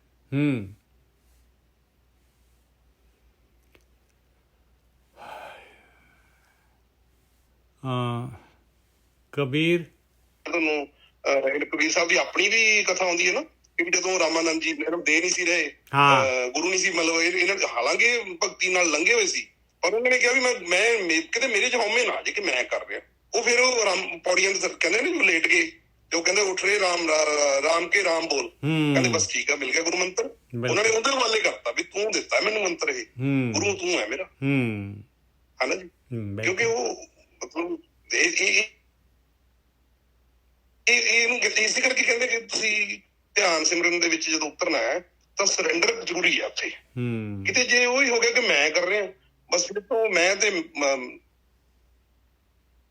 ਤੁਹਾਡੀ ਆਵਾਜ਼ ਜਿਹੜੀ ਬੰਦ ਹੋ ਰਹੀ ਹੈ ਜੀ, ਫਿਰ ਗੱਲ ਨਹੀਂ ਬਣਨੀ। ਇਸ ਕਰਕੇ ਤੁਹਾਡੀ ਆਵਾਜ਼ ਬੰਦ ਹੋ ਰਹੀ ਹੈ, ਤੁਹਾਡੀ ਬੰਦ ਹੋ ਜਾਂਦੀ ਹੈ, ਟੁੱਟ ਕੇ ਆ ਰਹੀ ਵਿੱਚੋਂ ਬੰਦ ਹੁੰਦੀ ਹੈ। ਹਾਂ ਇੱਕ ਮਿੰਟ ਜੀ, ਹੁਣ ਠੀਕ ਹੈ ਜੀ? ਪਤਾ ਨਹੀਂ, ਹੁਣ ਦੇਖਦੇ ਹਾਂ ਆਪਾਂ। ਅੱਛਾ ਜੀ, ਅੱਛਾ। ਬਸ ਉਹ ਕਹਿੰਦੇ ਵੀ ਤੂੰ ਆਪਣੀ ਅੰਦਰ ਜਿਹੜੀ ਉਹ ਨਿਮਰਤਾ ਰੱਖੀ, ਗਰੀਬੀ ਰੱਖੀ, ਆਪਣੇ ਆਪ ਨੂੰ ਨੀਵਾਂ ਰੱਖੀ ਕਿ ਵੀ ਮੈਂ ਕੁਝ ਨਹੀਂ ਕਰ ਰਿਹਾ ਮਾਲਕਾ, ਤੂੰ ਕਰ ਰਿਹਾ ਸਾਰਾ ਕੁਝ। ਉਹਦੇ ਕੀਤੇ ਤੂੰ ਉਹਦੇ ਹੁਕਮ 'ਚ ਰਹਿਣਾ ਸਿੱਖ ਲਈ। ਬਸ ਜੋ ਹੋ ਰਿਹਾ ਆਪਾਂ ਨੇ ਜਿਹੜਾ ਹੈਗਾ ਗੁਰੂ ਦੇ ਅਨੁਸਾਰ ਚੱਲਣਾ ਹੈਗਾ ਬਸ, ਔਰ ਅੱਗੇ ਮਾਲਕ ਨੇ ਜੋ ਕਰਨਾ ਹੈ ਉਹ ਮਾਲਕ ਨੇ ਕਰਨਾ ਹੈ। ਬਿਲਕੁਲ। ਹਾਂਜੀ। ਵਾਹਿਗੁਰੂ ਜੀ ਕਾ ਖਾਲਸਾ, ਵਾਹਿਗੁਰੂ ਜੀ ਕੀ ਫਤਿਹ। ਵਾਹਿਗੁਰੂ ਜੀ ਕਾ ਖਾਲਸਾ, ਵਾਹਿਗੁਰੂ ਜੀ ਕੀ ਫਤਿਹ ਜੀ। This is Manwinder here from Vancouver. ਹਾਂਜੀ। You remember like ਮੈਂ ਜਦੋਂ ਕੱਲ ਤੁਸੀਂ ਮੈਨੂੰ ਮੈਸੇਜ ਭੇਜਿਆ ਸੀਗਾ, ਤੁਸੀਂ ਪੰਜਾਬੀ ਚ ਬੋਲੋ। ਹਾਂਜੀ ਠੀਕ ਹੈ ਜੀ, ਬੋਲੋ। ਹਾਂਜੀ ਹਾਂ, ਤਾਂ ਮੈਂ ਕੱਲ ਫਿਰ ਮਨ ਨੂੰ ਬਹੁਤ ਕਿਹਾ ਕਿ ਮੈਨੇ ਮਨ ਚ ਵਿਚਾਰ ਨਾ ਲੈ ਕੇ ਆਈ, ਬਿਕੋਜ਼ ਉਹ ਵਿਚਾਰ ਮੇਰੇ ਕਿਸੇ ਕੰਮ ਦੇ ਨਹੀਂ ਹੈਗੇ। ਹਾਂਜੀ। ਤੇ ਮੈਨੂੰ ਰੱਬ ਨੂੰ ਮਿਲਣਾ ਹੈ ਤੇ ਮੈਨੂੰ ਉਹਨੂੰ ਮਿਲਾ, ਯੂ ਨੋ। ਤਾਂ ਕੱਲ ਸ਼ਾਮ ਤੋਂ ਜਦੋਂ ਕੱਲ ਮੈਂ ਰਾਤੀ ਕੀਤੀ, ਕੱਲ ਕੀਤੀ, ਅੱਜ ਸਵੇਰੇ ਕੀਤੀ, ਬਹੁਤ ਵਧੀਆ ਮੈਡੀਟੇਸ਼ਨ ਹੋਈ। ਉਹ ਸਾਨੂੰ ਰੱਬ ਮਨ ਨੂੰ ਕਹਿਣਾ ਪੈਣਾ, ਬਿਕੋਜ਼ ਮਨ ਹੀ ਉਹ ਵਿਚਾਰ ਲੈ ਕੇ ਆਉਂਦਾ ਹੈ, ਕਿਉਂਕਿ ਉਹ ਤੁਹਾਨੂੰ ਰੱਬ ਤੋਂ ਦੂਰ ਕਰਦਾ। ਬਿਲਕੁਲ। ਉਹਨੂੰ ਬਾਰ-ਬਾਰ ਕਹਿਣਾ ਪੈਣਾ ਕਿ ਨਹੀਂ, ਮੈਨੂੰ ਇਹ ਵਿਚਾਰ ਨਹੀਂ ਚਾਹੀਦੇ, ਇਹ ਮੇਰੇ ਕਿਸੇ ਕੰਮ ਦੇ ਵਿਚਾਰ ਨਹੀਂ ਹੈਗੇ, ਮੈਨੂੰ ਉਹਨੂੰ ਮਿਲਣਾ, ਕਿਉਂਕਿ ਉਹਨੂੰ ਇਸ ਵਾਸਤੇ ਮਿਲਣਾ ਮੈਨੂੰ, ਕਿਉਂਕਿ ਨਾਮ ਦੀ ਦਾਤ ਚਾਹੀਦੀ ਹੈ ਉਹਦੇ ਤੋਂ। ਇਹ ਨਾ ਆਪਾਂ ਜਦ ਤੁਸੀਂ ਵਿਚਾਰਾਂ ਨੂੰ ਦੇਖਣ ਲੱਗ ਗਏ ਨਾ, ਵਿਚਾਰ ਆਉਂਦਾ ਹੈ ਤੇ ਉਹਦੇ ਤੋਂ ਆਪਾਂ ਡਿਟੈਚ ਹੋਣਾ ਸਿੱਖ ਗਏ। ਬਸ ਆਹੀ ਭਗਤੀ ਹੈਗੀ। ਬਿਲਕੁਲ ਸਹੀ ਹੈ, ਤੁਸੀਂ you are on the right way, ਬਿਲਕੁਲ ਸਹੀ ਜਗ੍ਹਾ ਤੇ ਜਾ ਰਹੇ ਹੋ ਤੁਸੀਂ। ਨਹੀਂ ਕੋਈ ਗੱਲ ਨਹੀਂ। ਤੇ ਕਿਉਂਕਿ ਹੁਣ ਜਿਹੜਾ ਹੈਗਾ ਆਪਣੇ ਕੋਲ ਥੰਗ ਹੀ ਆ ਗਿਆ ਨਾ, ਆਪਾਂ ਜਿਹੜੇ ਹੈਗੇ ਆ, ਦੇਖੋ ਆਪਾਂ ਆਪਣੇ ਕੋਲ ਗੁਰੂ ਆ ਗਿਆਨ ਜਿਹੜਾ ਗੁਰੂ ਬਣ ਗਿਆ ਆਪਣਾ, ਇਸ ਕਰਕੇ ਆਪਾਂ ਜਿਹੜੇ ਹੈਗੇ ਔਰ ਭਗਤੀ ਕਰਨ ਲੱਗ ਪਏ, ਆਪਾਂ ਚੱਲਣ ਲੱਗੇ ਆ। ਹੁਣ ਅੱਗੇ ਜਿਹੜੇ ਸੀ ਆਪਾਂ ਇਕੱਲੇ ਗਿਆਨ ਲੈਂਦੇ ਸੀਗੇ, ਹੁਣ ਜਿਹੜਾ ਹੈਗਾ ਗਿਆਨ ਦੇ ਨਾਲ ਆਪਾਂ ਉਸ ਦੇ ਅਨੁਸਾਰ ਜਿਹੜਾ ਹੈਗਾ ਕੰਮ ਕਰਨ ਲੱਗ ਪਏ, ਇਸ ਕਰਕੇ ਪ੍ਰੋਗਰੈਸ ਆਉਣੀ ਸ਼ੁਰੂ ਹੋ ਗਈ ਔਰ ਬਹੁਤ ਤੇਜ਼ ਆਏਗੀ। ਤੇ ਅਗਲਾ ਸ਼ਲੋਕ ਆ ਗਿਆ।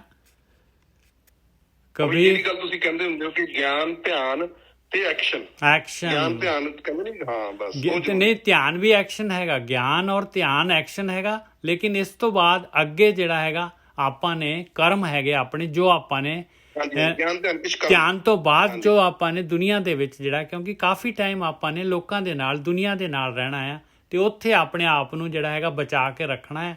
ਉਹ ਹੈਗਾ ਉਹਨੂੰ ਕਹਿੰਦੇ ਕਰਮ। ਆਪਣੇ ਕਰਮ ਠੀਕ ਕਰਨੇ ਆ। ਜੇ ਗਿਆਨ ਧਿਆਨ ਕਰਕੇ ਫਿਰ ਆਪਾਂ ਜਿਹੜੇ ਠੱਗੀ ਮਾਰਨ ਲੱਗ ਪਏ, ਝੂਠ ਬੋਲਣ ਲੱਗ ਪਏ, ਦੂਜੇ ਨੂੰ ਹਰਟ ਕਰਨ ਲੱਗ ਪਏ, ਫਿਰ ਜਿਹੜਾ ਹੈਗਾ ਗੱਲ ਨਹੀਂ ਬਣੇਗੀ ਭਾਈ। ਠੀਕ ਹੈ, ਗਿਆਨ ਧਿਆਨ ਇਹ ਤਾਂ ਜ਼ਰੂਰੀ ਹੈ। ਕਰਮ ਤੋਂ ਹਾਂ ਕਰਮ ਨਾ ਜਾਣਾ, ਹਾਂ ਬਿਲਕੁਲ ਠੀਕ ਹੈ ਜੀ। ਸਾਰ ਨਾ ਜਾਣਾ ਚਾਹੀਦਾ। ਹਾਂ, ਤਿੰਨੋਂ ਚੀਜ਼ਾਂ ਚਾਹੀਦੀਆਂ, ਤਿੰਨੋਂ ਚੀਜ਼ਾਂ ਚਾਹੀਦੀਆਂ। ਆਪਣੇ ਜੋ ਸਭ ਕਰਮ ਵੀ ਬਹੁਤ ਇੰਪੋਰਟੈਂਟ ਹੈ। ਜੋ ਤੁਸੀਂ ਹੁਣੇ ਦੱਸਿਆ, ਥੋੜਾ ਜਿਹਾ ਇਹਦੇ ਤੇ ਵੀ ਕਰੋ, ਕਿਉਂਕਿ ਅਸੀਂ ਚਲੋ ਗਿਆਨ ਤੁਸੀਂ ਦੇ ਰਹੇ ਹੋ, ਫਿਰ ਥੋੜਾ ਧਿਆਨ ਵੀ ਕਰਦੇ ਆ, ਪਰ ਕਰਮ ਥੋੜੇ ਜੇ ਕਰਮ ਤੇ ਕਾਫੀ ਸਭ ਤੋਂ ਹਾਰਡ ਕੰਮ ਕਰਮ ਤੇ ਕਰਨ ਵਾਲਾ ਕੰਮ। ਬਸ ਉਹ ਜਿਹੜਾ ਦੇਖੋ, ਜੋ ਆਪਾਂ ਦਿਲੋਂ ਕਰ ਰਹੇ ਹਾਂ ਨਾ, ਧਿਆਨ ਕਰ ਰਹੇ ਹਾਂ, ਦਿਲੋਂ ਗਿਆਨ ਲੈ ਰਹੇ ਹਾਂ, ਤੇ ਮਾਲਕ ਪਰਮਾਤਮਾ ਦੇ ਸਮਰਪਿਤ ਰਹੋ। ਉਹਨੇ ਇਹ ਮਨ ਨੂੰ ਮਨ ਨੇ ਮਾਰਨਾ ਹੈਗਾ। ਬਸ ਇਹ ਮਨ ਦੇ ਅੰਦਰ ਹੀ ਪਾਵਰ ਆ ਜਾਣੀ ਹੈ। ਬਸ ਇਹ ਹੈ। ਦੋ ਪਾਰਟ ਹੁੰਦੇ ਆ ਮਨ ਦੇ, ਇੱਕ ਜਿਹੜਾ ਹੈਗਾ ਮੈਟਰ ਦੇ ਨਾਲ ਹੁੰਦਾ, ਇੱਕ ਜਿਹੜਾ ਆਤਮਾ ਦੇ ਨਾਲ ਹੁੰਦਾ। ਆਤਮਾ ਦੀ ਆਵਾਜ਼ ਬੁਲੰਦ ਹੋ ਜਾਣੀ ਹੈ, ਪਾਵਰ ਆ ਜਾਣੀ ਹੈ ਉਹਦੇ ਕੋਲ, ਇਹ ਚਾਰਜ ਜਿਹੜਾ ਸ਼ਿਫਟ ਹੋ ਜਾਣਾ ਹੈ। ਠੀਕ ਹੈ ਜੀ ਸੁਖਜੀਤ ਜੀ। ਜਦੋਂ ਵੀਰ ਜੀ ਆਪਾਂ ਬੈਠਣ ਲੱਗੇ ਵਿਆਸ ਦੇ ਵਿੱਚ, ਕੁਦਰਤੀ ਆਪਣੇ ਆਪ ਹੀ ਅੰਦਰ ਚੇਂਜਸ ਆਉਣ ਲੱਗ ਜਾਣੀਆਂ। ਵਿਚਾਰਾਂ ਨੂੰ ਆਪਾਂ ਨੇ ਨਹੀਂ ਲੈ ਕੇ ਆਉਣੇ, ਫਿਰ ਉਹਦੇ ਨਾਲ ਆਪਾਂ ਨੂੰ ਖੁਦ ਨੂੰ ਹੀ ਨਹੀਂ ਪਤਾ ਲੱਗਣਾ, ਆਪਣੇ ਰਾਸਤੇ ਖੁਦ ਹੀ ਖੁੱਲਦੇ ਜਾਣੇ ਨੇ। ਫਿਰ ਬਿਲਕੁਲ ਠੀਕ ਹੈ। ਜਦੋਂ ਆਪਣੇ ਆਪ ਨੂੰ ਟਾਈਮ ਦਵੋਗੇ ਨਾ, ਆਪਾਂ ਬੈਠਾਂਗੇ ਆਪਣੇ ਆਪ ਨੂੰ, ਤੁਹਾਨੂੰ ਪਤਾ ਵੀ ਨਹੀਂ ਲੱਗਣਾ ਹੈਗਾ, ਆਪਣੇ ਆਪ ਹੀ ਰਸਤੇ ਖੁੱਲਦੇ ਜਾਣੇ ਨੇ। ਬਸ ਚੱਲ ਪਏ ਨਾ ਆਪਾਂ, ਜਿਹੜਾ ਚੱਲ ਪਿਆ, ਪੱਥਰ ਆਪੇ ਹੀ ਆਈ ਜਾਣੇ ਨੇ। ਆਪਣੀ ਗੱਡੀ 'ਚ ਬਹਿ ਗਿਆ ਆਪਾਂ, ਡਰਾਈਵਰ ਮਨ ਨੂੰ ਸਿੱਧੇ ਰਾਹ ਪੈ ਗਿਆ ਨਾ, ਉਹਨੇ ਆਪੇ ਹੀ ਫਿਰ ਆਪਣੀ ਡਾਇਰੈਕਸ਼ਨ ਨਾਲ ਜਾਈ ਜਾਣਾ। ਬਸ ਉਹ ਤਾਂ ਮੀਲ ਪੱਥਰ ਤਾਂ ਆਉਣੇ ਲਾਜ਼ਮੀ। ਵਿਚਾਰ ਵੀਰ ਜੀ ਵੀ ਇਹੀ ਗੱਲ, ਗੋਰਖੀ ਵੀਰ ਜੀ ਵੀ ਇਹੀ ਗੱਲ ਕਹਿੰਦੇ ਨੇ ਆਪਾਂ ਨੂੰ ਵੀ ਗੱਲ ਸਾਰੀ ਵਿਚਾਰਾਂ ਦੀ ਆ। ਕਿਉਂਕਿ ਜਦੋਂ ਆਪਾਂ ਬੈਠੇ ਹੁੰਦੇ ਆ, ਜਦੋਂ ਸਟਾਰਟਿੰਗ ਦੇ ਵਿੱਚ ਸਾਡੇ ਨਾਲ ਵੀ ਆਏ ਹੁੰਦਾ ਸੀ, ਪਤਾ ਨਹੀਂ ਕਿੱਥੇ ਲੈ ਜਾਂਦੇ ਸੀ ਸਾਨੂੰ ਵਿਚਾਰ। ਦੇਖੋ ਆਪਣਾ ਨੈਟ ਚੱਲਦਾ ਨਾ, ਉਹ ਨੈਟ ਦਾ ਜਦੋਂ ਗੋਲ ਚੱਕਰ ਘੁੰਮਦਾ, ਉਹਨੂੰ ਵੀ ਟਾਈਮ ਲੱਗ ਜਾਂਦਾ। ਇਹ ਵਿਚਾਰ ਤਾਂ ਅੱਖ ਵੀ ਨਹੀਂ ਫੜਕਣ ਦਿੰਦਾ ਆਪਾਂ ਨੂੰ। ਇੰਨੀ ਛੇਤੀ ਕੈਨੇਡਾ ਅਮਰੀਕਾ ਵੀ ਪਹੁੰਚਾ ਦਿੰਦਾ। ਬਿਲਕੁਲ ਸਹੀ, ਇੰਨੀ ਫਾਸਟ ਇਹੀ ਚੀਜ਼ ਆ ਬਸ। ਜੇ ਡਰਾਈਵਰ ਆਪਣਾ ਮਨ ਡਰਾਈਵਰ ਆ, ਇਹ ਨਹੀਂ ਲੈ ਕੇ ਜਾਣਾ ਆਪਾਂ ਨੂੰ ਸਿੱਧੀ ਡਾਇਰੈਕਸ਼ਨ 'ਚ।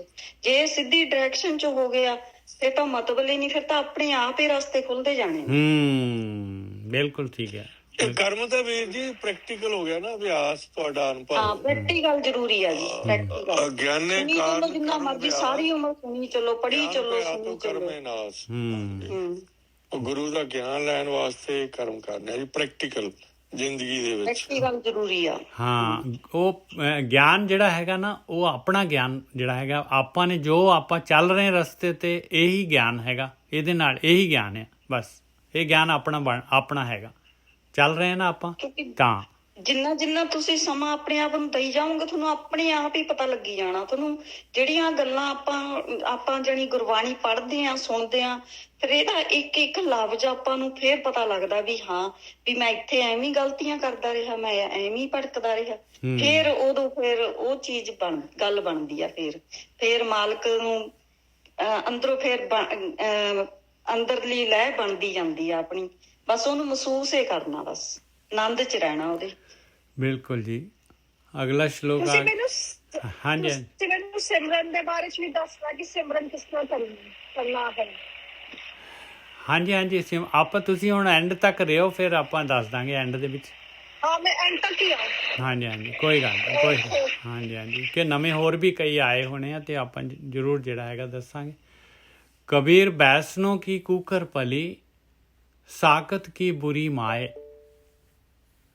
ਬੈਸਨੋ ਤੇ ਸਾਕਤ ਦੋ ਅਲੱਗ ਹੈਗੇ ਭਾਈ।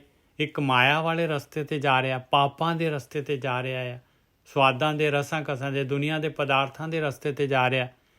ਦੂਸਰਾ ਜਿਹੜਾ ਹੈਗਾ ਉਹ ਭਗਤੀ ਕਰ ਰਿਹਾ ਹੈ, ਵੈਸ਼ਨੋ ਹੈਗਾ। ਕਬੀਰ ਵੈਸ਼ਨੋ ਕੀ ਕੂਕਰ ਭਲੀ, ਸਾਕਤ ਕੀ ਬੁਰੀ ਮਾਏ। ਉਹ ਨਿਤ ਸੁਨੇ ਹਰ ਨਾਮ ਜਸ, ਉਹ ਪਾਪ ਬਿਸਾਹਨ ਜਾਏ। ਕਬੀਰ ਬੈਸਨੋ ਕੀ ਕੂਕਰ ਪਲੀ, ਕੂਕਰ ਕਹਿੰਦੇ ਆ ਕੁੱਤੀ, ਕੁੱਤਾ। ਵੈਸ਼ਨੋ ਜਿਹੜਾ ਹੈਗਾ, ਜਿਹੜਾ ਭਗਤੀ ਕਰ ਰਿਹਾ ਆ, ਜਿਹੜੇ ਸਾਧੂ ਸੰਤ ਹੈਗੇ, ਜੇ ਉਹਨਾਂ ਦੇ ਦਰ ਦਾ ਕੁੱਤਾ ਵੀ ਬਣਨਾ ਪੈ ਜੇ ਨਾ ਤੇ ਬਹੁਤ ਵਧੀਆ, ਸਮਝਦੀ ਤੇਰੇ ਭਾਗ ਚੰਗੇ ਹੈਗੇ। ਨਾ ਵੀ ਜਿਹੜਾ ਹੈਗਾ ਅੰਦਰ ਉਹਨਾਂ ਦੀ ਨੇੜਤਾ ਨੇੜੇ ਨਾ ਹੋਣਾ ਪਏ, ਪਰ ਉਹਨਾਂ ਦੀ ਆਵਾਜ਼ ਹੀ ਸੁਣ ਲੱਗ ਜੇ ਤੈਨੂੰ, ਉਹਨਾਂ ਦਾ ਗਿਆਨ ਹੀ ਤੈਨੂੰ ਸੁਣ ਲੱਗ ਜੇ, ਤੇ ਸਮਝ ਲਾ ਪਿਆਰਿਆ ਬਈ ਤੇਰਾ ਜਿਹੜਾ ਹੈਗੇ ਚੰਗੇ ਭਾਗ ਆ। ਕੁੱਕਰ ਦੀ ਵਿਸ਼ੇਸ਼ਤਾ ਜੀ, ਕੁੱਕਰ ਦਰ ਨਹੀਂ ਛੱਡਦਾ ਗਾ। ਹਾਂ, ਕੁੱਕਰ ਦਰ ਨਹੀਂ ਛੱਡਦਾ ਹੈਗਾ। ਔਰ ਦਰ ਦੇ ਉੱਤੇ ਵੀ ਜਿਹੜਾ ਹੈਗਾ, ਦਰ ਤੇ ਵੈਸ਼ਨੋ ਜਿਹੜਾ ਹੈਗਾ, ਜਿਹੜੇ ਬ੍ਰਹਮ ਗਿਆਨੀ ਭਗਤ ਹੁੰਦੇ ਆ, ਸਾਧਕ ਹੁੰਦੇ ਆ, ਉਹਨਾਂ ਦੇ ਦਰ ਤੇ ਵੀ ਜਿਹੜਾ ਹੈਗਾ ਆਪਾਂ ਨੇੜ, ਉਹਨਾਂ ਦੇ ਦਰ ਦੇ ਉੱਤੇ ਵੀ ਹੈਗੇ ਨਾ, ਬਾਹਰ ਵੀ ਹੈਗੇ ਆ। ਤੇ ਉਹਨਾਂ ਦਾ ਜੇ ਆਪਾਂ ਉਹਨਾਂ ਤੋਂ ਜਿਹੜਾ ਹੈਗਾ ਉਹਨਾਂ ਦੇ ਬੋਲ ਸੁਣਦੇ ਆ, ਉਹ ਨਿਤ ਸੁਨੇ ਹਰ ਨਾਮ ਜਸ। ਹਾਂ, ਉਹ ਨਿਤ ਸੁਨੇ ਹਰ ਨਾਮ ਜਸ, ਉਹਨੇ ਨਾਮ ਦਾ ਜਸ ਉਹਨੇ ਕੰਨਾਂ 'ਚ ਵਾਸ਼ ਤਾਂ ਆਉਣੀ ਆ, ਨਿਤ ਸੁਣਨਾ। ਆਪਾਂ ਬ੍ਰਹਮ ਗਿਆਨੀਆਂ ਦੇ ਚਰਨਾਂ 'ਚ ਬੈਠੇ ਆ ਜੀ, ਜਿਹੜੀ ਉਹਨਾਂ ਦੀ ਆਵਾਜ਼ ਆਪਣੇ ਕੰਨਾਂ 'ਚ ਸੁਣ ਰਹੀ ਆ, ਉਹਨਾਂ ਦੇ ਬੋਲ, ਇਹ ਆਪਾਂ ਸਮਝ ਲਓ ਚਰਨਾਂ 'ਚ ਬੈਠੇ ਆ ਉਹਦੇ, ਸਾਰੀ ਸੰਗਤ। ਹਾਂਜੀ, ਮਤਲਬ ਕੁੱਕਰ ਬਣ ਕੇ ਬੈਠਾ। ਹਾਂ, ਉਹ ਨਿਤ ਸੁਨੇ ਹਰ ਨਾਮ ਜਸ, ਉਹ ਪਾਪ ਵਿਸਾਹਨ ਜਾਏ। ਹੁਣ ਕੌਣ ਪਾਪ ਵਿਸਾਹਨ, ਕੌਣ ਜਾ ਰਿਹਾ ਪਾਪ ਵਿਸਾਹਨ? ਕਹਿੰਦੇ ਕਬੀਰ ਬੈਸਨੋ ਕੀ ਕੂਕਰ ਪਲੀ, ਸਾਕਤ ਕੀ ਬੁਰੀ ਮਾਏ। ਸਾਕਤ ਜਿਹੜਾ ਹੈਗਾ, ਸਾਕਤ ਜਿਹੜਾ ਹੈਗਾ, ਜਿਹੜਾ ਪਾਪਾਂ ਦੇ ਵਿੱਚ ਹੈਗਾ, ਨੈਗੇਟਿਵਿਟੀ ਦੇ ਵਿੱਚ ਹੈ, ਜਿਹੜਾ ਕਾਮ ਕ੍ਰੋਧ ਲੋਭ ਮੋਹ ਹੰਕਾਰ ਦੇ ਵਿੱਚ ਹੈ, ਨਿੰਦਿਆ ਚੁਗਲੀ ਈਰਖਾ ਦਵੈਤ ਇਹਦੇ ਵਿੱਚ ਹੈਗਾ ਜਿਹੜਾ ਇਨਸਾਨ, ਉਹਦੀ ਮਾਂ ਜਿਹੜੀ ਹੈਗੀ ਆ, ਉਹ ਵੀ ਵਿਚਾਰੀ ਜਿਹੜੀ ਹੈਗੀ, ਉਹ ਖਾਮ ਮੁਫਤ ਦੇ ਵਿੱਚ ਹੀ ਫਸ ਜਾਂਦੀ ਹੈ। ਦੇਖ ਲਓ, ਕਿਉਂਕਿ ਉਹਦੀ ਸੰਗਤ ਹੈ, ਸਾਕਤ ਦੀ ਸੰਗਤ ਦੇ ਨਾਲ ਉਹ ਵੀ ਭਾਗੀਦਾਰ ਹੋ ਜਾਂਦੀ ਹੈ ਭਾਈ। ਉਹ ਨਿਤ ਸੁਨੇ ਹਰ ਨਾਮ ਜਸ। ਔਰ ਉਧਰ ਜਿਹੜਾ ਹੈਗਾ, ਉਹਦੀ ਜਿਹੜੀ ਹੈ ਵੈਸ਼ਨੋ ਦੀ ਕੁੱਤੀ ਜਿਹੜੀ ਹੈਗੀ, ਉਹ ਤਰ ਜਾਂਦੀ ਹੈ। ਔਰ ਇੱਧਰ ਜਿਹੜੀ ਹੈ ਸਾਕਤ ਦੀ, ਬਗੈਰ ਵਿਚਾਰੀ, ਇਹਦਾ ਕੋਈ ਕਸੂਰ ਨਹੀਂ ਹੈ, ਫਿਰ ਵੀ ਇਹ ਜਿਹੜਾ ਹੈਗਾ ਇਹਨੂੰ ਵੀ ਸੇਕ ਲੱਗਣ ਲੱਗ ਜਾਂਦਾ ਭਾਈ, ਕਿਉਂ ਅੱਗ ਹੈਗੀ, ਅੱਗ ਦੀ ਨੇੜਤਾ ਹੈਗੀ ਆ, ਭਾਵੇਂ ਦੇ ਫਿਰ ਇਹਨੂੰ ਸੇਕ ਲੱਗਣਾ ਲਾਜ਼ਮੀ ਹੈਗਾ। ਮਤਲਬ ਚੰਗੀ ਸੰਗਤ ਤੇ ਮਾੜੀ ਸੰਗਤ ਦਾ। ਹਾਂ, ਕਬੀਰ ਵੈਸ਼ਨੋ ਕੀ ਕੂਕਰ ਪਲੀ, ਸਾਕਤ ਕੀ ਬੁਰੀ ਮਾਏ, ਉਹ ਨਿਤ ਸੁਨੇ ਹਰ ਨਾਮ ਜਸ, ਉਹ ਪਾਪ ਵਿਸਾਹਨ ਜਾਏ। ਗੋਰਖੀ ਜੀ ਆ ਗਏ ਆ? ਹਾਂਜੀ ਗੋਰਖੀ ਜੀ। ਨਿੱਜਰ ਸਾਹਿਬ ਕੋਈ ਗੱਲ ਨਹੀਂ, ਚੱਲਣ ਤੋਂ, ਮੈਂ ਸੁਣ ਰਿਹਾ ਤੁਹਾਡਾ ਗਿਆਨ। ਨਹੀਂ ਆ ਜਾਓ ਨਹੀਂ ਕੋਈ ਗੱਲ ਵੀਰ ਜੀ, ਅਸੀਂ ਤਾਂ ਸਟਾਪ ਗੈਪ ਅਰੇਂਜਮੈਂਟ ਹੈ, ਮਤਲਬ ਸਟੈਪਨੀਆਂ ਹੈਗੀਆਂ। ਮੈਂ ਵੀ ਸਟੈਪਨੀ ਤੇ ਨਹੀਂ ਹੈਗੀ, ਮੈਂ ਵੀ ਕੁਝ ਗਿਆਨ ਪ੍ਰਾਪਤ ਕਰਾਂਗਾ ਅੱਜ। ਤੁਸੀਂ ਵਿਚਾਰ ਕਰੋ, ਤੁਹਾਡੀ ਜੋ ਵਿਚਾਰ ਸੁਣਨੀ। ਨਹੀਂ ਕੋਈ ਲਾਈਵ ਸੁਣਨੀ ਆ। ਕੋਈ ਨਹੀਂ ਸਰ। ਅੱਛਾ ਕਰ ਲਓ ਅੱਗੇ ਕਿ ਮੈਂ ਬੋਲਣਾ ਪਊ ਮੈਨੂੰ? ਨਹੀਂ ਬੋਲੋ। ਨਹੀਂ ਤੁਸੀਂ ਆਓ ਵੀਰ ਜੀ। ਬੋਲੋ ਵੀਰ ਜੀ। ਠੀਕ ਹੈ, ਜੇ ਤੁਸੀਂ ਕਹਿੰਦੇ ਹੁਕਮ ਕਰਦੇ ਜੋ, ਠੀਕ ਹੈ। ਆਪਾਂ ਉਸੇ ਅੰਗ ਤੋਂ। ਹਾਂਜੀ ਇੱਥੋਂ 52 ਨੰਬਰ ਤੇ ਹੈਗੇ ਆ ਅਸੀਂ, 1367 ਦੇ ਉੱਤੇ। ਕਬੀਰ ਬੈਸਨੋ ਕੀ ਕੂਕਰ ਭਲੀ, ਸਾਕਤ ਕੀ ਬੁਰੀ ਮਾਏ। ਕਹਿੰਦੇ ਜਿਹੜਾ ਭਗਤੀ ਕਰਨ ਵਾਲਾ ਹੈਗਾ, ਭਗਤ ਹੈਗੇ, ਸਾਧਨਾ ਕਰਨ ਵਾਲੇ ਹੈਗੇ, ਬ੍ਰਹਮ ਗਿਆਨੀ ਹੈਗੇ, ਕਿਤੇ ਜਿਹੜਾ ਹੈ ਉਹਨਾਂ ਦੀ ਨੇੜਤਾ ਜਿਹੜਾ ਹੈ, ਉਹਨਾਂ ਦੀ ਸੰਗਤ ਨਾ ਮਿਲੇ, ਪਰ ਘੱਟ ਤੋਂ ਘੱਟ ਕਿਤੇ ਉਹਨਾਂ ਦੇ ਘਰ ਦੇ ਬਾਹਰ ਹੀ ਬੈਠਣਾ ਮਿਲ ਜਾਏ, ਉਹਨਾਂ ਦੇ ਦਰ ਤੇ ਵੀ ਬੈਠਣਾ ਮਿਲ ਜਾਏ, ਉਹਨਾਂ ਦੇ ਬਚਨ ਹੀ ਸੁਣਨ ਨੂੰ ਮਿਲ ਜਾਣ, ਤਾਂ ਵੀ ਕਹਿੰਦੇ ਤਰ ਜਾਵਾਂਗੇ। ਭਾਵੇਂ ਆਪਣੇ ਨਾਲ ਬੋਲਣ ਨਾ ਬੋਲਣ, ਕਿਤੇ ਉਹਨਾਂ ਦਾ ਪ੍ਰਵਚਨ ਸੁਣਨ ਨੂੰ ਮਿਲ ਜੇ ਆਪਾਂ ਨੂੰ, ਤਾਂ ਵੀ ਆਪਾਂ ਤਰ ਜਾਵਾਂਗੇ। ਤੇ ਜੇ ਕਿਤੇ ਜਿਹੜਾ ਹੈਗਾ ਕੋਈ ਰੱਬ ਤੋਂ ਟੁੱਟਾ ਬੰਦਾ ਹੈ, ਸਾਕਤ ਹੈਗਾ, ਤੇ ਕਹਿੰਦੇ ਉਹਦੀ ਮਾਂ ਜਿਹੜੀ ਹੈਗੀ ਆ, ਉਹ ਵਿਚਾਰੀ ਨਿਰਦੋਸ਼ ਹੀ ਜਿਹੜੀ ਹੈਗੀ ਆ, ਉਹ ਵੀ ਪਾਪਾਂ ਦੀ ਭਾਗੀਦਾਰ ਹੋ ਜਾਂਦੀ ਹੈ, ਕਿਉਂਕਿ ਉਹ ਜਿਹੜੀ ਹੈਗੀ ਆ, ਉਹਨੂੰ ਸੰਗਤ ਦਾ ਅਸਰ ਹੋ ਜਾਣਾ ਹੈ ਭਾਈ, ਉਹਦੇ ਪਾਪਾਂ ਦਾ ਉਹਨੂੰ ਵੀ ਅਸਰ ਹੋ ਜਾਣਾ ਹੈ। ਹਾਂਜੀ ਗੁਰਕੀ ਸਾਹਿਬ, ਉਹ ਨਿਤ ਸੁਨੇ ਹਰ ਨਾਮ ਜਸ, ਉਹ ਪਾਪ ਵਿਸਾਹਨ ਜਾਏ, ਕਿਉਂਕਿ ਉਹ ਸਾਕਤ ਦੀ ਕੁੱਤੀ ਜਿਹੜੀ ਹੈਗੀ, ਉਹ ਤਾਂ ਨਾਮ ਜਸ ਸੁਣ ਰਿਹਾ ਬੰਦਾ, ਜਿਹਨੂੰ ਦਰ ਤੇ ਬੈਠਣ ਨੂੰ ਮਿਲ ਰਿਹਾ, ਦਰ ਦੀ ਨੇੜਤਾ ਪ੍ਰਾਪਤ ਹੋ ਰਹੀ, ਜਿਹਨੂੰ ਬ੍ਰਹਮ ਗਿਆਨੀਆਂ ਦੇ ਬਚਨ ਸੁਣਨ ਨੂੰ ਮਿਲ ਰਹੇ। ਔਰ ਇਹ ਜਿਹੜੀ ਹੈਗੀ ਆ ਮਾਂ ਵਿਚਾਰੀ ਜਿਹੜੀ ਹੈ, ਉਹ ਪਾਪ ਵਿਸਾਹਨ ਜਾਏ, ਕਹਿੰਦੇ ਉਹਨੂੰ, ਉਹ ਪਾਪਾਂ ਦੀ ਭਾਗੀਦਾਰ ਹੋ ਜਾਂਦੀ ਹੈ। ਹਾਂਜੀ ਵੀਰ ਜੀ। ਹਾਂਜੀ ਬਿਲਕੁਲ ਠੀਕ ਹੈ ਨਿੱਜਰ ਸਾਹਿਬ। ਅੰਕ ਨੰਬਰ ਕਿੰਨਾ ਹੈ? 1367 1367। ਠੀਕ ਹੈ, 52 ਨੰਬਰ ਹੋ ਗਿਆ ਮੇਰਾ। 52 ਨੰਬਰ ਹੈਗਾ 52। ਠੀਕ ਹੈ ਜੀ। ਠੀਕ ਹੈ ਸਾਧ ਸੰਗਤ ਜੀ, ਦੇਖੋ ਪਤਾ ਕੀ ਹੁੰਦਾ ਕਿ ਜੇ ਇਦਾਂ ਦਾ ਆਪਾਂ ਦੇਖੋ ਸਾਡਾ ਆਲਾ ਦੁਆਲਾ ਹੁੰਦਾ ਹੈ ਨਾ, ਸੰਗਤ ਜਿਹੀ ਜੀ ਸੰਗਤ ਉਹੀ ਜੀ ਰੰਗਤ। ਉਹਦਾ ਬੜਾ ਅਸਰ ਹੁੰਦਾ। ਪਰ ਉਹਦਾ ਇੱਕ ਚੀਜ਼ ਦੇਖੋ, ਇੱਕ ਚੀਜ਼ ਹੋਰ ਵੀ ਹੈ, ਜਦੋਂ ਤੁਹਾਡੀ ਆਪਣੀ ਸਥਿਤੀ ਬਣ ਗਈ ਨਾ, ਫਿਰ ਸੰਗਤ ਤੁਹਾਨੂੰ ਕੁਛ ਕਰ ਨਹੀਂ ਸਕਦੀ। ਜਿੱਦਾਂ ਛੋਟਾ ਬੱਚਾ ਹੋਵੇ ਨਾ, ਛੋਟੇ ਬੱਚੇ ਦੀ ਉਮਰ ਹੁੰਦੀ ਹੈ 14 ਸਾਲ ਤੋਂ ਲੈ ਕੇ 18 19 ਸਾਲ 20 ਸਾਲ ਤੱਕ, ਉਹਨੂੰ ਕਹਿੰਦੇ ਕਿ ਇਹਦੀ ਸੰਗਤ ਬਹੁਤ ਇੰਪੋਰਟੈਂਟ ਟਾਈਮ ਹੈ। ਇਸ ਟਾਈਮ ਤੇ ਇਹਨੂੰ ਚੰਗੇ ਲੋਕਾਂ ਦੀ ਸੰਗਤ ਕਰਨੀ ਚਾਹੀਦੀ ਹੈ। ਜੇ ਇਸ ਉਮਰੇ ਬੱਚੇ ਨੂੰ ਮਾੜੇ ਲੋਕਾਂ ਦੀ ਸੰਗਤ ਜਾਂ ਆਪਣੇ ਤੋਂ ਵੱਡੇ ਉਮਰਾਂ ਦੀ ਸੰਗਤ ਮਿਲ ਜੇ, ਬੰਦਿਆਂ ਦੀ ਸੰਗਤ ਮਿਲ ਜੇ, ਉਸ ਚਿੱਤ ਦੇ ਉੱਤੇ ਉਹਨਾਂ ਨੇ ਬੁਰੀ ਚੀਜ਼ ਨੂੰ ਪ੍ਰਗਟ ਕਰਨ ਦੇ ਵਿੱਚ ਟਾਈਮ ਨਹੀਂ ਲਾਉਣਾ। ਨਿਜਾ ਸਾਹਿਬ ਤੇ ਦੇਖੋ ਉਦੋਂ ਵੀ ਹੁਣ ਜੇਕਰ ਵੇਖੋ ਤੇ ਅਗਲੇ ਬੰਨੇ ਦੀ ਦੇਖੋ ਧਰੂ ਭਗਤ ਹੋਏ ਨੇ, ਪ੍ਰਹਲਾਦ ਹੋਏ ਨੇ, ਉਹਨਾਂ ਦਾ ਵੇਖੋ ਜੀਵਨ ਕਿੱਦਾਂ ਦਾ, ਵੱਡੇ ਵੱਡਿਆਂ ਦੀ ਸੰਗਤ ਹੈ ਉਹਨਾਂ ਨੂੰ, ਪਰ ਉਹ ਅੰਦਰੋਂ ਬਹੁਤ ਸਟਰੋਂਗ ਨੇ, ਕਿਉਂਕਿ ਉਹ ਨਿਜਾ ਸਾਹਿਬ ਤੇ ਉਹ ਫਿਰ ਕੀ ਹੋਇਆ ਕਿ ਉਹਨਾਂ ਦੇ ਜਿਹੜਾ ਪ੍ਰਹਲਾਦ ਆ, ਹੁਣ ਪ੍ਰਹਲਾਦ ਦੇ ਅੰਦਰ ਜਿਹੜੇ ਚੰਗੇ ਗੁਣ ਆ ਉਹ ਪਹਿਲਾਂ ਹੀ ਪ੍ਰਗਟ ਹੋ ਗਏ। ਹੁਣ ਜਦੋਂ ਪ੍ਰਗਟ ਹੋ ਗਏ ਤੇ ਫਿਰ ਅਗਲੇ ਬੰਨੇ ਉਹ ਇੱਕ ਤੁਕ ਦੇ ਵਿੱਚ ਉਹ ਵੀ ਕਹਿੰਦੇ ਨੇ ਕਿ ਮੈਂ ਆਪਣੇ ਗੁਰੂ ਤੋਂ ਬੇਮੁਖ ਨਹੀਂ ਹੋਣਾ। ਉਹਨਾਂ ਦੀ ਚੰਗਿਆਈ ਜਿਹੜੀ ਮੈਂ ਸਿੱਖ ਲਈ ਆ, ਮੈਂ ਮਤਲਬ ਕਿ ਮੈਨੂੰ ਪ੍ਰੋਬਲਮ ਹੋ ਜਾਣੀ ਹੈ ਕਿਉਂਕਿ ਉਹ ਮੈਂ ਸਿੱਖਿਆ ਵਾ, ਔਰ ਉਹਨਾਂ ਨੇ ਕਿਹਾ ਇਹ ਚੀਜ਼ ਸਹੀ ਨਹੀਂ ਹੈ, ਔਰ ਫਿਰ ਮੈਂ ਜੇ ਉਸ ਦੇ ਉਲਟ ਕਰਾਂਗਾ ਤੇ ਨਿਜਾ ਸਾਹਿਬ ਫਿਰ ਤਾਂ ਮੇਰੇ ਕੁੱਲ ਨੂੰ ਗਾਲੀ ਲੱਗ ਜੂਗੀ। ਹਾਂ ਕਹਿੰਦੇ ਨੇ ਏਦਾਂ, ਬਿਲਕੁਲ ਕਹਿੰਦੇ ਨੇ, ਕਿਉਂਕਿ ਮੇਰੀ ਕਮਿਟਮੈਂਟ ਹੋ ਚੁੱਕੀ ਹੈ, ਆਲਰੇਡੀ ਡੀਲ ਹੋ ਚੁੱਕੀ ਹੈ, ਤੇ ਇੱਥੇ ਵੀ ਸਾਡੀ ਡੀਲ ਹੀ ਹੁੰਦੀ ਹੁਣ ਤੁਹਾਡੇ ਨਾਲ। ਠੀਕ ਹੈ ਨਿਜਾ ਸਾਹਿਬ, ਅਗਲੀ ਤੁਕ ਬੋਲੋ, ਕੀ ਕਿਹਾ ਸੀ?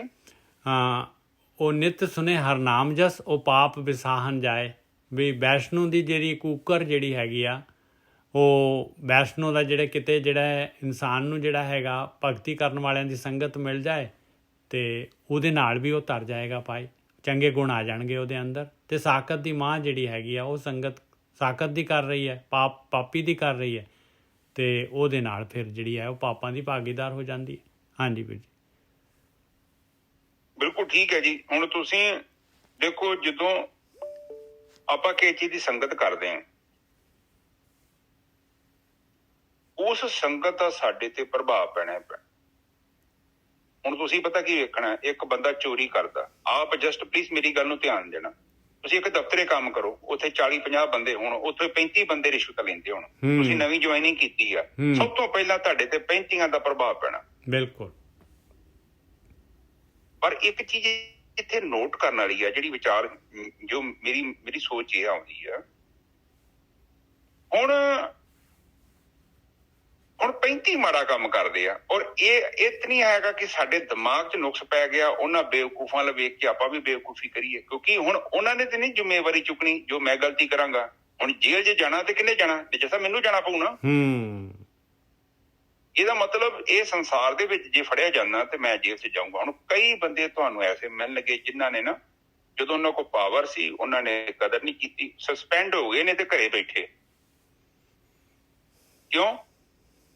ਉਦੋਂ ਜਦੋਂ ਉਹ ਚੀਜ਼ ਆਉਂਦੀ ਸੀ ਫਿਰ ਬੰਦਾ ਪਛਤਾਉਂਦਾ। ਫਿਰ ਇੱਕ ਕਹਾਵਤ ਹੈਗੀ, ਤਬ ਪਛਤਾਨੇ ਸੇ ਕਿਆ ਹੋਗਾ ਜਬ ਚਿੜੀਆ ਚੁੱਗੀ ਖੇਤ।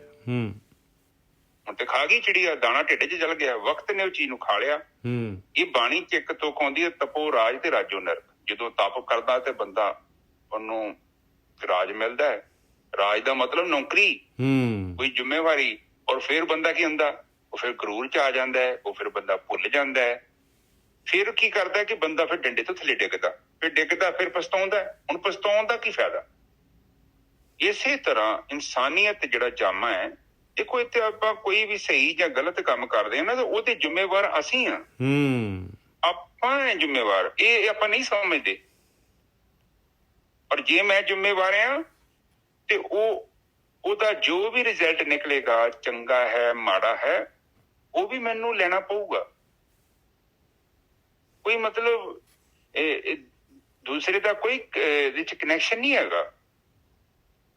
ਇਹੋ ਹੀ ਬਾਣੀ ਸਾਨੂੰ ਸਮਝਾਉਂਦੀ ਚਾਹੀਦੀ ਹੈ ਕਿ ਜੇ ਤੂੰ ਜਿੰਨਾ ਚਿਰ ਤੱਕ ਤੂੰ ਖੁਦ ਨਹੀਂ ਨਾ ਜ਼ਿੰਮੇਵਾਰੀ ਚੁੱਕਦਾ, ਇਹਨੂੰ ਪਤਾ ਹੋਣਾ ਚਾਹੀਦਾ ਕਿ ਤੂੰ ਜੋ ਵੀ ਕਰਮ ਕਰਦਾ ਉਹ ਚੰਗਾ ਹੈ ਮਾੜਾ ਹੈ, ਤੇਰਾ ਜੀਵਨ ਬਦਲੇਗਾ ਨਹੀਂ ਨਿੱਜਰ ਸਾਹਿਬ। ਬਿਲਕੁਲ ਨਹੀਂ ਬਦਲੇਗਾ। ਤੂੰ ਜ਼ਿੰਮੇਵਾਰੀ ਚੁੱਕ ਲੈ, ਤੇਰਾ ਜੀਵਨ ਬਦਲ ਜਾਊਗਾ। ਤੁਸੀਂ ਸਵੇਰੇ ਉੱਠੋ, ਕੱਲ ਦਾ ਦਿਨ ਫਿਰ ਮੈਂ ਤੁਹਾਨੂੰ ਦਿੰਦਾ, ਰੱਬ ਨੇ ਦਿੱਤਾ ਹੈ, ਮੈਂ ਤੈਨੂੰ ਕਹਿੰਦਾ ਸ਼ਾਮ ਤੱਕ ਵੇਖੋ, ਆਪਣਾ ਰਿਜ਼ਲਟ ਕੱਢ ਲਓ। ਤੁਸੀਂ ਕੋਈ ਵੀ ਕੰਮ ਕਰਦੇ ਜੋ, ਉਹਨੂੰ ਰਿਜ਼ਲਟ ਵੇਖ ਲਓ, ਉਹਨੂੰ ਵੇਖ ਲਓ, ਤੁਹਾਨੂੰ ਪਤਾ ਲੱਗ ਜਾਣਾ। ਤੁਸੀਂ ਬ੍ਰਹਮ ਗਿਆਨੀ ਹੋ ਜਾਓ, ਤੁਸੀਂ 2 ਮਹੀਨੇ ਫੋਲੋ ਕਰਕੇ ਵੇਖ ਲਓ, ਤੁਹਾਡਾ ਮਨ ਸ਼ਾਂਤ ਹੋ ਜਾਏਗਾ। ਬਸ ਆਪਣੇ ਉੱਤੇ ਨਿਗਾਹ ਮਾਰਨੀ ਹੈ, ਆਪਣੇ ਮਨ ਦੇ ਉੱਤੇ ਦ੍ਰਿਸ਼ਟੀ ਰੱਖਣੀ ਹੈ ਬਸ। ਇਹ ਦ੍ਰਿਸ਼ਟੀ ਕਾਦੀ? ਨਿੱਜਾ ਸਾਹਿਬ ਕਹਿ ਦੋ ਕਿ ਮੈਂ ਜ਼ਿੰਮੇਵਾਰ ਹਾਂ, ਜੋ ਮੈਂ ਕਰਦਾ, ਗੱਲ ਖਤਮ ਹੋ ਗਈ। ਹਾਂ, ਬੰਦਾ ਮੰਨਦਾ ਨਹੀਂ ਨਾ ਕਿ ਮੈਂ ਜ਼ਿੰਮੇਵਾਰ ਹਾਂ, ਉਹ ਕਹਿੰਦਾ ਮੈਂ ਕੋਈ ਜ਼ਿੰਮੇਵਾਰੀ ਨਹੀਂ ਹੈ। ਉਹ ਇਹ ਕਹਿੰਦਾ ਕਿ ਇਹ ਕੁਛ ਵੀ ਨਹੀਂ ਹੈਗਾ, ਸਭ ਐਵੇਂ ਗੱਲਾਂ ਹੀ ਲਿਖੀਆਂ ਗ੍ਰੰਥਾਂ, ਕਲਪਨਾਵਾਂ ਹੈਗੀਆਂ ਨੇ, ਏਦਾਂ ਦਾ ਕੋਈ ਰੱਬ ਨਹੀਂ ਹੈਗਾ, ਜੇ ਹੈਗਾ ਤਾਂ ਦਿਖਦਾ ਕੋਈ ਨਹੀਂ। ਬਸ ਸਟਾਰਟਿੰਗ ਜਰਨੀ ਡਰ ਤੋਂ ਹੀ ਹੋਣੀ ਆ। ਬਸ ਜਦ ਰੱਬ ਦਾ ਡਰ ਆ ਗਿਆ ਤੇ ਫਿਰ ਸਾਰਾ ਕੁਝ ਗੇਮ ਬਣ ਜਾਣੀ ਆ। ਬਸ ਗੁਰਕੀ ਸਾਹਿਬ ਡਰ ਨਹੀਂ ਮੈਂ ਕਹਿ ਸਕਦਾ, ਮੈਂ ਭੈ ਕਹਿੰਦਾ ਬਾਣੀ ਦੇ ਵਿੱਚ। ਭੈ ਦਾ ਮਤਲਬ ਤੁਸੀਂ ਆਪਣੇ ਸੁਪਰਵਾਈਜ਼ਰ ਖੁਦ ਬਣ ਜਾਓ, ਗੱਲ ਖਤਮ ਹੋ ਗਈ। ਭੈ ਦੇ ਵਿੱਚ ਸਾਰਾ ਸੰਸਾਰ ਆ, ਪਰ ਬੰਦਾ ਭੈ ਦੇ ਵਿੱਚ ਨਹੀਂ ਜਾਏਗਾ। ਬਿਲਕੁਲ ਸਹੀ ਆ। ਇੱਕ ਸ਼ੇਰ ਆ, ਜਿੰਨੀ ਉਹਨੂੰ ਭੁੱਖ ਆ ਓਨਾ ਹੀ ਮਾਰਦਾ ਵਾ, ਢਿੱਡ ਭਰ ਕੇ ਛੱਡ ਜਾਂਦਾ। ਉਹ ਭੈ ਚ ਬੈਠਾ ਵਾ, ਉਹ ਕੋਈ ਨੀ ਹੋਰ ਕੋਈ ਨੀ ਸ਼ਿਕਾਰ ਕਰ ਲੈਂਦਾ। ਬਿਲਕੁਲ। ਦੇਖੋ ਰੱਬ ਨੇ ਜਿਹੜਾ ਉਹਨੂੰ ਵੀ ਸ਼ਿਕਾਰ ਦਿੱਤਾ ਹੈ ਨਾ, ਸ਼ੇਰ ਜਿਹੜਾ ਹੈਗਾ ਉਹ ਤਾਂ ਜਿਹੜਾ ਸ਼ਿਕਾਰ ਮਾਰਦਾ ਉਹਦੇ ਵਿੱਚੋਂ ਵੀ ਜਿੰਨਾ ਢਿੱਡ ਭਰ ਗਿਆ, ਬਾਕੀ ਜਿਹੜਾ ਦੂਜੇ ਗਿੱਦੜਾਂ ਗੁੱਦੜਾਂ ਵਾਸਤੇ ਛੱਡ ਦਿੰਦਾ ਹੈ। ਪਰ ਬੰਦਾ ਕਿਤੇ ਛੱਡਦਾ? ਹਾਂ, ਬੰਦਾ ਤੇ ਕਹਿੰਦਾ ਦੂਜਿਆਂ ਦਾ ਵੀ ਲਿਆ ਦੋ, ਉਹ ਵੀ ਖਾ ਜਾਊ। ਉਹ ਬੰਦਾ, ਮੈਂ ਨਾ ਇੱਕ ਦਿਨ ਮੈਂ ਪਤਾ ਨੀ ਕਿੱਥੇ ਬੈਠਾ, ਮੈਂ ਕਿਹਾ ਓਏ ਭਾਈ ਹੋਰ ਲਿਆਈਏ, ਕਹਿੰਦਾ ਢਿੱਡ ਤੇ ਭਰ ਗਿਆ, ਨੀਅਤ ਨੀ ਰੱਜੀ ਮੇਰੀ। ਬਿਲਕੁਲ ਸਹੀ ਗੱਲ ਹੈ। ਹੋਰ ਖਾ ਲਾ। ਮੈਂ ਕਹਿੰਦਾ ਢਿੱਡ ਭਰ ਗਿਆ, ਜਗ੍ਹਾ ਨਹੀਂ ਗਈ, ਹੋਰ ਨਹੀਂ ਖਾ ਸਕਦੇ, ਪਰ ਨੀਅਤ ਨੀ ਰੱਜੀ। ਇਹ ਹਿਸਾਬ ਬੰਦੇ ਦਾ। ਠੀਕ ਹੈ ਜੀ। ਹਾਂਜੀ ਬਿਲਕੁਲ ਸਹੀ ਹੈ। ਤੇ ਹਾਂਜੀ, ਹੁਣ ਇੱਕ ਚੀਜ਼ ਨੂੰ ਦੇਖੋ, ਇੱਥੇ ਨਾ ਇੱਕ ਚੀਜ਼ ਨੂੰ ਆਪਾਂ ਸਮਝਣ ਦੀ ਲੋੜ ਆ। ਥੋੜਾ ਮੈਂ ਟੌਪਿਕ ਦੇ ਲਾਗੇ ਜਾਣਾ। ਜਿੰਨੇ ਵੀ ਬ੍ਰਹਮ ਗਿਆਨੀ ਨੇ, ਆਪ ਜਸਟ ਦੇਖੋ, ਉਹ ਕੇਵਲ ਹਨੇਰੇ ਨੂੰ ਦੂਰ ਕਰਨ ਦੇ ਲਈ ਜਿਹੜੇ ਕਾਰਨ ਨੇ, ਉਹ ਕਾਰਨਾਂ ਦੇ ਬਾਰੇ ਦੱਸਦੇ ਨੇ। ਉਹ ਕੇਵਲ ਉਹ ਸਾਨੂੰ ਇਹ ਦੱਸਦੇ ਨੇ ਕਿ ਤੇਰੇ ਜੀਵਨ ਚ ਹਨੇਰਾ ਕਿੰਨਾ ਕਾਰਨਾਂ ਦੇ ਕਰਕੇ। ਉਹ ਕਾਰਨ ਦੂਰ ਕਰਦੇ ਤੇ ਹਨੇਰਾ ਦੂਰ ਹੋ ਜਾਣਾ ਵਾ। ਬਸ ਉਹ ਹਨੇਰੇ ਨੂੰ ਕੁਛ ਨਹੀਂ ਜੋ ਕਹਿੰਦੇ ਨਿੱਜਾ ਸਾਹਿਬ, ਨਾ ਤੇ ਨਾ ਹੀ ਹਨੇਰੇ ਬਾਰੇ ਕੁਝ ਕੀਤਾ ਜਾ ਸਕਦਾ। ਹਨੇਰੇ ਨੂੰ ਕੀ ਕਹੋਗੇ? ਡਾਂਗਾ ਮਾਰੋਗੇ? ਮਸ਼ਕੀਨ ਸਾਹਿਬ ਕਹਿੰਦੇ ਆ ਮੈਨੂੰ ਪਾਣੀ ਨਾ ਰੋੜਿਆ, ਨਹੀਂ ਦੂਰ ਆ। ਕਹਿੰਦਾ ਕਿੰਨਾ ਕਾਰਨਾਂ ਕਰਕੇ ਤੇਰਾ ਹਨੇਰਾ ਹੈ। ਹਨੇਰਾ ਹੈ ਕਿ ਤੇਰੀ ਚੇਤਨਾ ਰੂਪੀ ਜਿਹੜਾ ਦੀਪਕ ਆ, ਉਹਦੇ ਤੇ ਧੂੜ ਜੰਮ ਗਈ ਹੈ ਸਮੇਂ ਦੇ ਅਨੁਸਾਰ, ਬਸ ਸੰਸਕਾਰਾਂ ਦੀ। ਤੇ ਭਗਤੀ ਕਰਕੇ ਉਹਨੂੰ ਦੂਰ ਕਰਦੇ। ਜਦੋਂ ਬਲਬ ਵੇਖੋ ਤੁਹਾਡੇ ਘਰ ਟਿਊਬ ਲੱਗੀ ਆ, ਉਹਨੂੰ ਤੁਸੀਂ ਸਾਫ਼ ਨਾ ਕਰੋ, ਅਨੰਤ ਜਨਮਾਂ ਦਾ ਜਿਹੜਾ ਸਾਡਾ ਚਿੱਤ ਆ ਉਹ ਗੰਦਾ ਹੋ ਗਿਆ। ਬਿਲਕੁਲ। ਉਹ ਚੇਤਨਾ ਥੱਲੇ ਨੱਪਤੀ ਆਪਾਂ। ਹੁਣ ਜਿੱਦਾਂ ਝੀਲ ਦੇ ਵਿੱਚ ਪਾਣੀ ਹੋਵੇ, ਉੱਤੇ ਕਾਈ ਆ ਗਈ ਆ, ਉਹ ਚੰਦਰਮਾ ਦਿਖਦਾ ਹੀ ਨਹੀਂ। ਝੀਲ ਨੂੰ ਪਰੇ ਕਰੋ, ਨਾਲ ਹੀ ਚੰਦਰਮਾ ਪ੍ਰਗਟ ਹੋ ਜਾਂਦਾ। ਹੁਣ ਇਹ ਥੋੜੀ ਕਿ ਕਾਈ ਦੂਰ ਕਰਨ ਦੇ ਨਾਲ ਹੀ ਚੰਦਰਮਾ ਆ, ਚੰਦਰਮਾ ਪਹਿਲਾਂ ਵੀ ਆ। ਬਿਲਕੁਲ ਸਹੀ ਗੱਲ ਹੈ। ਉਹ ਸਾਡੀ ਕਾਈ ਦੇ ਕਰਕੇ ਉਹ ਅਸੀਂ ਉਹ ਹੁੰਦੇ ਹੋਏ ਨੇ ਵੀ ਉਹਨੂੰ ਨਹੀਂ ਦੇਖ ਪਾ ਰਹੇ। ਤੇ ਉਹ ਹਿਸਾਬ ਸਾਡਾ, ਅਸੀਂ ਉਹ ਆਤਮਾ ਨੂੰ ਨਹੀਂ ਦੇਖ ਪਾ ਰਹੇ ਕਿਉਂਕਿ ਉੱਥੇ ਵਿਚਾਰਾਂ ਦਾ ਜਾਲ ਹੈ, ਤੇ ਉਹ ਦਿਖਦੀ ਨਹੀਂ ਪਈ ਵਿਚਾਰੀ। ਹੁਣ ਜਿੱਦਣ ਤੁਹਾਨੂੰ ਉਹ ਪ੍ਰਗਟ ਹੋ ਗਈ, ਤੇ ਖੁਦ ਹੀ ਕਹਿ ਦੇਣਾ ਵੀ ਇੱਥੇ ਰੌਲਾ ਪੈ ਗਿਆ, ਇੱਥੇ ਜੀਵਨ ਬਦਲ ਗਿਆ, ਕਿਉਂਕਿ ਥੱਲੇ ਦਿਖ ਪਿਆ ਉਹ। ਬਿਲਕੁਲ। ਪਰ ਬਾਣੀ ਵੀ ਕਹਿੰਦੀ ਜਬ ਜਾਣਾ ਤਬ ਹੀ ਮੰਨ, ਜਦੋਂ ਜਾਣੇਗਾ ਤੇਰੀ ਮੰਨਣਾ ਤੇਰੇ ਮਨ ਨੇ, ਉਹਦਾ ਮੰਨਣਾ ਨਹੀਂ ਉਹਨੇ। ਜਦ ਚੰਦਰਮਾ ਦੇਖ ਗਿਆ ਗੋਰਕੀ ਸਾਹਿਬ, ਫਿਰ ਤਾਂ ਪ੍ਰਕਿਰਤੀ ਨੇ ਸਲੂਟ ਕਰ ਦੇਣਾ, ਪ੍ਰਕਿਰਤੀ ਨੇ ਹੱਥ ਜੋੜ ਦੇਣੇ। ਫਿਰ ਤੇ ਉਹਦੀ ਵੈਲ ਗੁੱਡ ਹੋ ਜਾਣੀ। ਠੀਕ ਹੈ ਨਜਰ ਸਾਹਿਬ, ਅੱਗੇ ਚਲੀਏ। ਹਾਂਜੀ, ਅੱਗੇ ਹੁਣ ਜਿਹੜੇ ਕਬੀਰ ਹਰਨਾ ਦੁਬਲਾ ਇਹ ਹਰਿਆਰਾ ਤਾਲ, ਵਾਹ ਬਈ ਵਾਹ। ਕਹਿੰਦੇ ਹੇ ਮੇਰੇ ਮਨਾ, ਹੇ ਹਿਰਨਾ, ਕਹਿੰਦੇ ਦੁਬਲਾ ਹਿਰਨਾ ਕਹਿੰਦੇ ਆ, ਕਮਜ਼ੋਰ। ਕਹਿੰਦੇ ਤੇਰਾ ਮਨ ਜਿਹੜਾ ਹੈਗਾ ਇੱਕਦਮ ਕਮਜ਼ੋਰ ਹਿਰਨ ਹੈਗਾ, ਹਿਰਨ ਬਿਲਕੁਲ ਕਮਜ਼ੋਰ ਹੈਗਾ। ਔਰ ਹਿਰਨ ਨੂੰ ਜਿਹੜਾ ਹੈਗਾ ਖਾਣ ਵਾਸਤੇ, ਫਸਾਉਣ ਵਾਸਤੇ ਬਥੇਰੇ ਹੈਗੇ ਪਾਏ, ਚਾਰੋਂ ਪਾਸਿਓਂ ਜਿਹੜੇ ਹੈਗੇ ਸ਼ਿਕਾਰੀ ਤਿਆਰ ਹੈਗੇ ਤੈਨੂੰ ਖਾਣ ਵਾਸਤੇ, ਤੇਰੇ ਜੀਵਨ ਨੂੰ, ਮਨੁੱਖੀ ਜੀਵਨ ਨੂੰ ਖਾਣ ਵਾਸਤੇ। ਆਹੀ ਜਾ ਗੇਮ ਆ ਮਾਲਕ ਪਰਮਾਤਮਾ ਦੀ, ਕਿਉਂਕਿ ਇਹ ਹਰਿਆਲਾ ਤਾਲ ਆ, ਬਿਲਕੁਲ ਹਰਿਆਲਾ, ਇੰਨੇ ਇੰਨੇ ਪਦਾਰਥ, ਇੰਨੇ ਚੋਗੇ ਪਏ ਚਾਰੋਂ ਪਾਸੇ, ਦੇਖ ਲਾ ਹਰਿਆਲੀ ਹਰਿਆਲੀ ਹੈਗੀ ਆ। ਲਾਖ ਅਹੇਰੀ ਏਕ ਜਿਉ ਕੇਤਾ ਪੰਚੋਂ ਕਾਲ, ਲੱਖਾਂ ਹੀ ਸ਼ਿਕਾਰੀ ਹੈਗੇ, ਲੱਖਾਂ ਸ਼ਿਕਾਰੀ, ਇੱਕ ਜਿਉ ਹੈਗਾ ਭਾਈ, ਇੱਕ ਹਿਰਨ ਹੈਗਾ, ਕਿਵੇਂ ਬਚੂਗਾ ਭਾਈ? ਇੰਨਾ ਜਿਹੜੇ ਇੰਨੇ ਸਵਾਦ, ਇੰਨੇ ਦੇਖ ਲਓ ਕਿੰਨਾ ਸਵਾਦ ਹੈ, ਕਿੰਨਾ ਚੋਗਾ ਪਿਆ ਹੋਇਆ ਹੈ ਚਾਰੋਂ ਪਾਸੇ ਜਿਹੜਾ ਹੈਗਾ, ਇਹ ਬਚ ਨਹੀਂ ਸਕਦਾ। ਕਿਵੇਂ ਬਚੂਗਾ? ਜਦ ਤੱਕ ਕਿ ਜਿਹੜਾ ਹੈਗਾ ਇਹ ਬ੍ਰਹਮ ਗਿਆਨ ਨਹੀਂ ਲੈਂਦਾ, ਬਚਣ ਦਾ ਰਸਤਾ ਨਹੀਂ ਇਹਨੂੰ ਪਤਾ ਲੱਗਦਾ, ਜਦ ਤੱਕ ਜਿਹੜਾ ਹੈਗਾ ਉਹ ਮਾਲਕ ਪਰਮਾਤਮਾ ਦੇ ਅੱਗੇ ਸਰੈਂਡਰ ਨਹੀਂ ਕਰਦਾ, ਤਦ ਤੱਕ ਬਚ ਨਹੀਂ ਸਕਦਾ ਜੀ। ਹਾਂਜੀ ਵੀਰ ਜੀ। ਹਾਂਜੀ ਠੀਕ ਹੈ ਜੀ। ਕਹਿੰਦੇ ਆ ਕਿ ਕਬੀਰ ਹਰਨਾ ਦੁਬਲਾ ਇਹ ਹਰਿਆਲੀ ਤਾਲ, ਲਾਖ ਹੇਰੀ ਏਕ ਜਿਉ ਕੇਤਾ ਬੰਚੋਂ ਕਾਲ। ਲੱਖ ਸ਼ਿਕਾਰੀ ਆ, ਇੱਕ ਜਿਉ ਹੈ ਇਕੱਲਾ। ਆਪਣਾ ਇਸ ਤਰ੍ਹਾਂ ਹਿਰਨ ਦਾ ਐਗਜ਼ਾਮਪਲ ਦੇ ਕੇ ਕਹਿ ਰਹੇ ਆ ਵੀ ਕਾਲ ਤੋਂ ਕਿਵੇਂ ਬਚਾਂਗੇ? ਕਾਲ ਦੇ ਕੋਲ ਤਾਂ ਲੱਖਾਂ ਹੀ ਸ਼ਿਕਾਰੀ ਹੈਗੇ ਭਾਈ। ਅੱਖਾਂ ਦਾ ਦੇਖ ਲਓ, ਕੰਨਾਂ ਦਾ ਦੇਖ ਲਓ, ਇੰਦਰੀ ਦਾ ਦੇਖ ਲਓ, ਜੀਭ ਦੇ ਸਵਾਦ ਦੇਖ ਲਓ, ਕਿੰਨੇ ਤਾਂ ਸਵਾਦ ਪਏ ਹੋਏ ਆ, ਕਿੰਨਾ ਤਾਂ ਸ਼ਿਕਾਰੀ ਹੈਗੇ ਆਪਾਂ ਨੂੰ ਫਸਾਉਣ ਵਾਸਤੇ। ਵਿਚਾਰ ਹੀ ਆਉਣੇ ਆ, ਵਿਚਾਰਾਂ ਦੇ ਨਾਲ ਜਿਹੜਾ ਰੱਬ ਦੇ ਪਾਸੋਂ ਆਪਾਂ ਨੂੰ ਤੋੜ ਦੇਣਾ ਉਹਨੇ। ਹਾਂਜੀ ਵੀਰ ਜੀ। ਹੁਣ ਦੇਖੋ ਨਿੱਜਰ ਸਾਹਿਬ, ਦੁਨੀਆ ਦੀ ਸਭ ਤੋਂ ਜਿਹੜੀ ਕੀਮਤੀ ਚੀਜ਼ ਹੈ ਉਹ ਬੁੱਧੀ ਹੈ।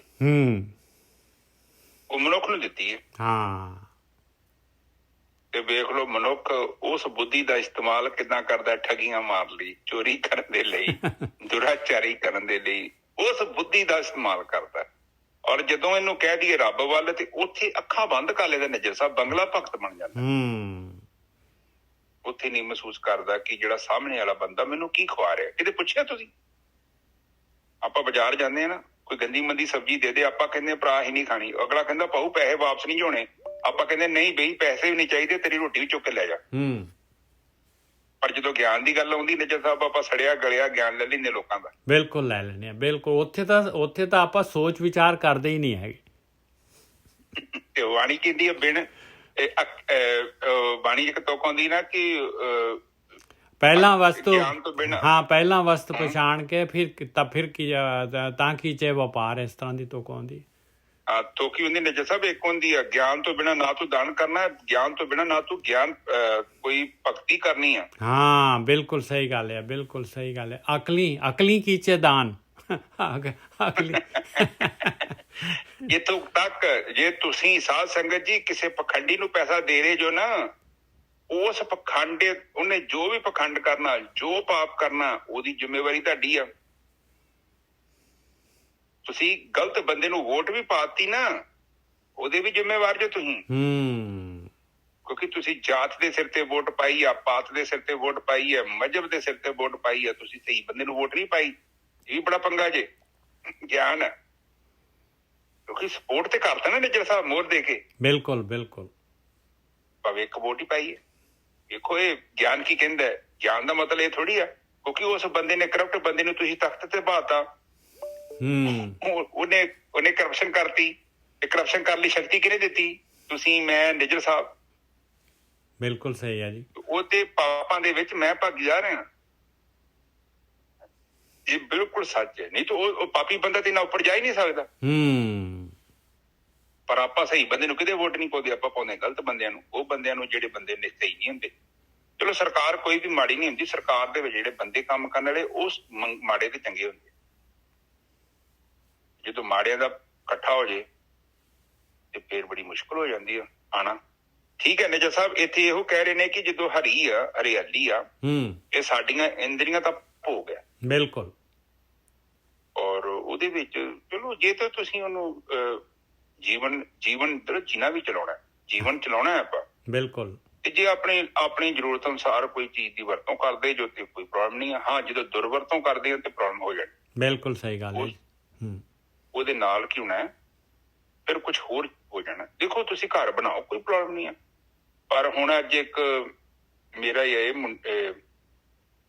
ਮੇਰਾ ਮਾਮੇ ਦਾ ਮੁੰਡਾ ਹੀ ਆ, ਤੇ ਉਹ ਮੈਨੂੰ ਕਹਿੰਦਾ ਕਿ ਪਤਾ ਨਹੀਂ ਕਿ ਬਾਬਾ ਵਾ, ਉਹਦੇ ਘਰ ਬਾਬਾ ਢੱਡਰੀਆਂ ਵਾਲਾ ਜਾਂਦਾ। ਉਸ ਬੰਦੇ ਦੇ ਕੋਲ ਨਿੱਜਰ ਸਾਹਿਬ ਕਹਿੰਦਾ ਇੱਕ ਏਲੇ 'ਚ ਪਤਾ ਨਹੀਂ ਕਿੰਨੇ ਕਿੱਲੇ 'ਚ ਉਹਨੇ ਕੋਠੀ ਬਣਾਈ ਤੇ ਕੋਠੀ ਦੇ ਉੱਤੇ ਸਵਿਮਿੰਗ ਪੂਲ ਬਣਾਇਆ। ਉਹਦੇ 2 ਮੁੰਡੇ, ਇੱਕ ਮੁੰਡਾ ਬਾਹਰ ਫੜਿਆ ਵਾ, ਇੱਕ ਪਤਾ ਨਹੀਂ ਇੱਕ ਇੱਥੇ ਇੰਡੀਆ 'ਚ ਫੜਿਆ। ਉਹ 2 ਨੰਬਰ ਦਾ ਕੰਮ ਕਰਦੇ ਨਿੱਜਰ ਸਾਹਿਬ, ਬਾਰਡਰ ਪੁੱਟ ਦਾ ਮਸਲਾ ਹੈਗਾ। ਤੇ ਮੈਂ ਵੇਖ ਲਾ ਬੰਦਾ ਉਹ ਕਿਹੋ ਜਿਹੇ ਪਿਆਰ ਨਾਲ ਕੀ ਬਣਾਈ ਜਾਂਦਾ। ਇਹ ਕੋਈ ਚੰਗੀ ਚੀਜ਼ ਥੋੜੀ ਹੈ। ਬਿਲਕੁਲ। ਹਾਂ, ਤੇ ਉਹ ਕਈ ਵਾਰੀ ਸੋਚੀਦਾ ਵਾ ਕਿ ਬੰਦਾ ਵੇਖ ਲਓ ਉਹਦੀ ਲੋੜ ਨਹੀਂ ਹੈਗੀ, ਪਰ ਬੰਦੇ ਨੂੰ ਪਤਾ ਨਹੀਂ, ਗਿਆਨ ਹੀ ਨਹੀਂ ਹੁੰਦਾ ਕਿ ਇਹ ਜਿਹੜਾ ਪੈਸਾ ਵਾ ਇਹ ਪੈਸਾ ਕਿੱਥੋਂ ਆਇਆ। ਤੇ ਜਦੋਂ ਜਿਹੜੇ ਘਰ 'ਚ ਰਹਿੰਦੇ ਆ ਉਹ ਪੈਸਾ ਕਿਹੋ ਜਿਹਾ ਵਾ, ਇਹ ਬੜੀ ਵੱਡੀ ਗੱਲ ਆ।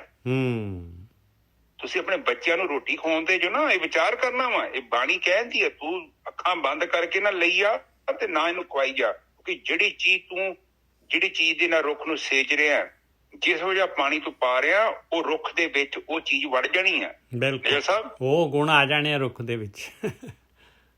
ਤੇ ਫਿਰ ਜਦੋਂ ਵੜ ਜਾਣੇ ਆ ਤੇ ਫਿਰ ਹੁਣ ਤੁਸੀਂ ਕਹਿਣਾ ਵਾ ਕਿ ਨਿੱਜਾ ਸਾਹਿਬ ਇਹ ਵਧੀਆ ਫਰੂਟ ਪੈਦਾ ਕਰੇ। ਉਹ ਕਹਿੰਦਾ ਮਾਮਾ 20-25 ਸਾਲ ਤੋਂ ਮੈਨੂੰ ਤੂੰ ਪਾਣੀ ਕਿਹੜਾ ਪਾਇਆ ਜੀ?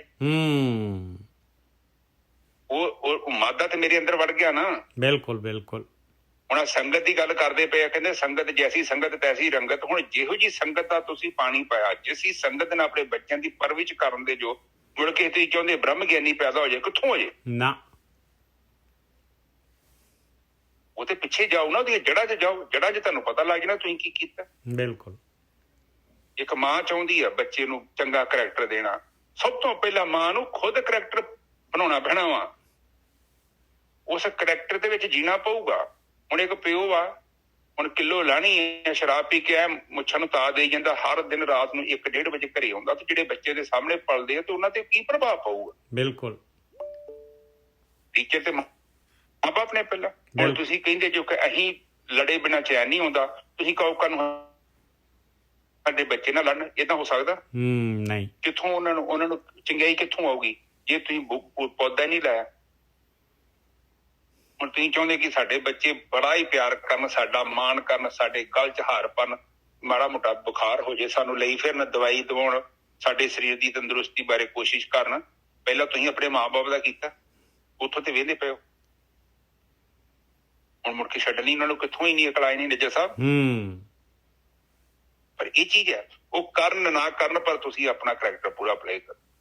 ਇਹ ਬੜਾ ਇੰਪੋਰਟੈਂਟ ਹੈ। ਬ੍ਰਹਮ ਖਾਸ ਕਰਕੇ ਸਾਨੂੰ ਵੇਂਦਾ ਪਿਆ। ਮੈਂ ਇਹ ਨਾ ਸੋਚੋ ਕਿ ਮੈਂ ਤੁਹਾਨੂੰ ਡਰਾਉਂਦੇ ਆ, ਮਜ਼ਾ ਵੀ ਔਰ ਚੀਜ਼ ਹੈ।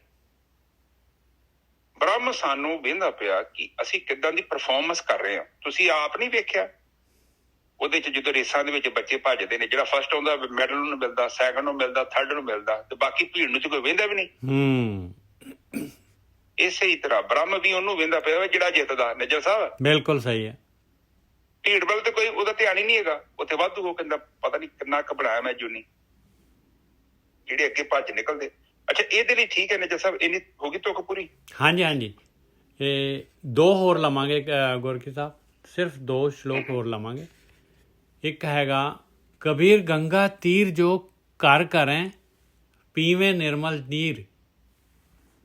ਹੁਣ ਇਹਦੇ 'ਚ ਕਰਮ ਕਾਂਡਾਂ ਨੂੰ ਦੇਖੋ ਕੱਟ ਰਹੇ ਆ।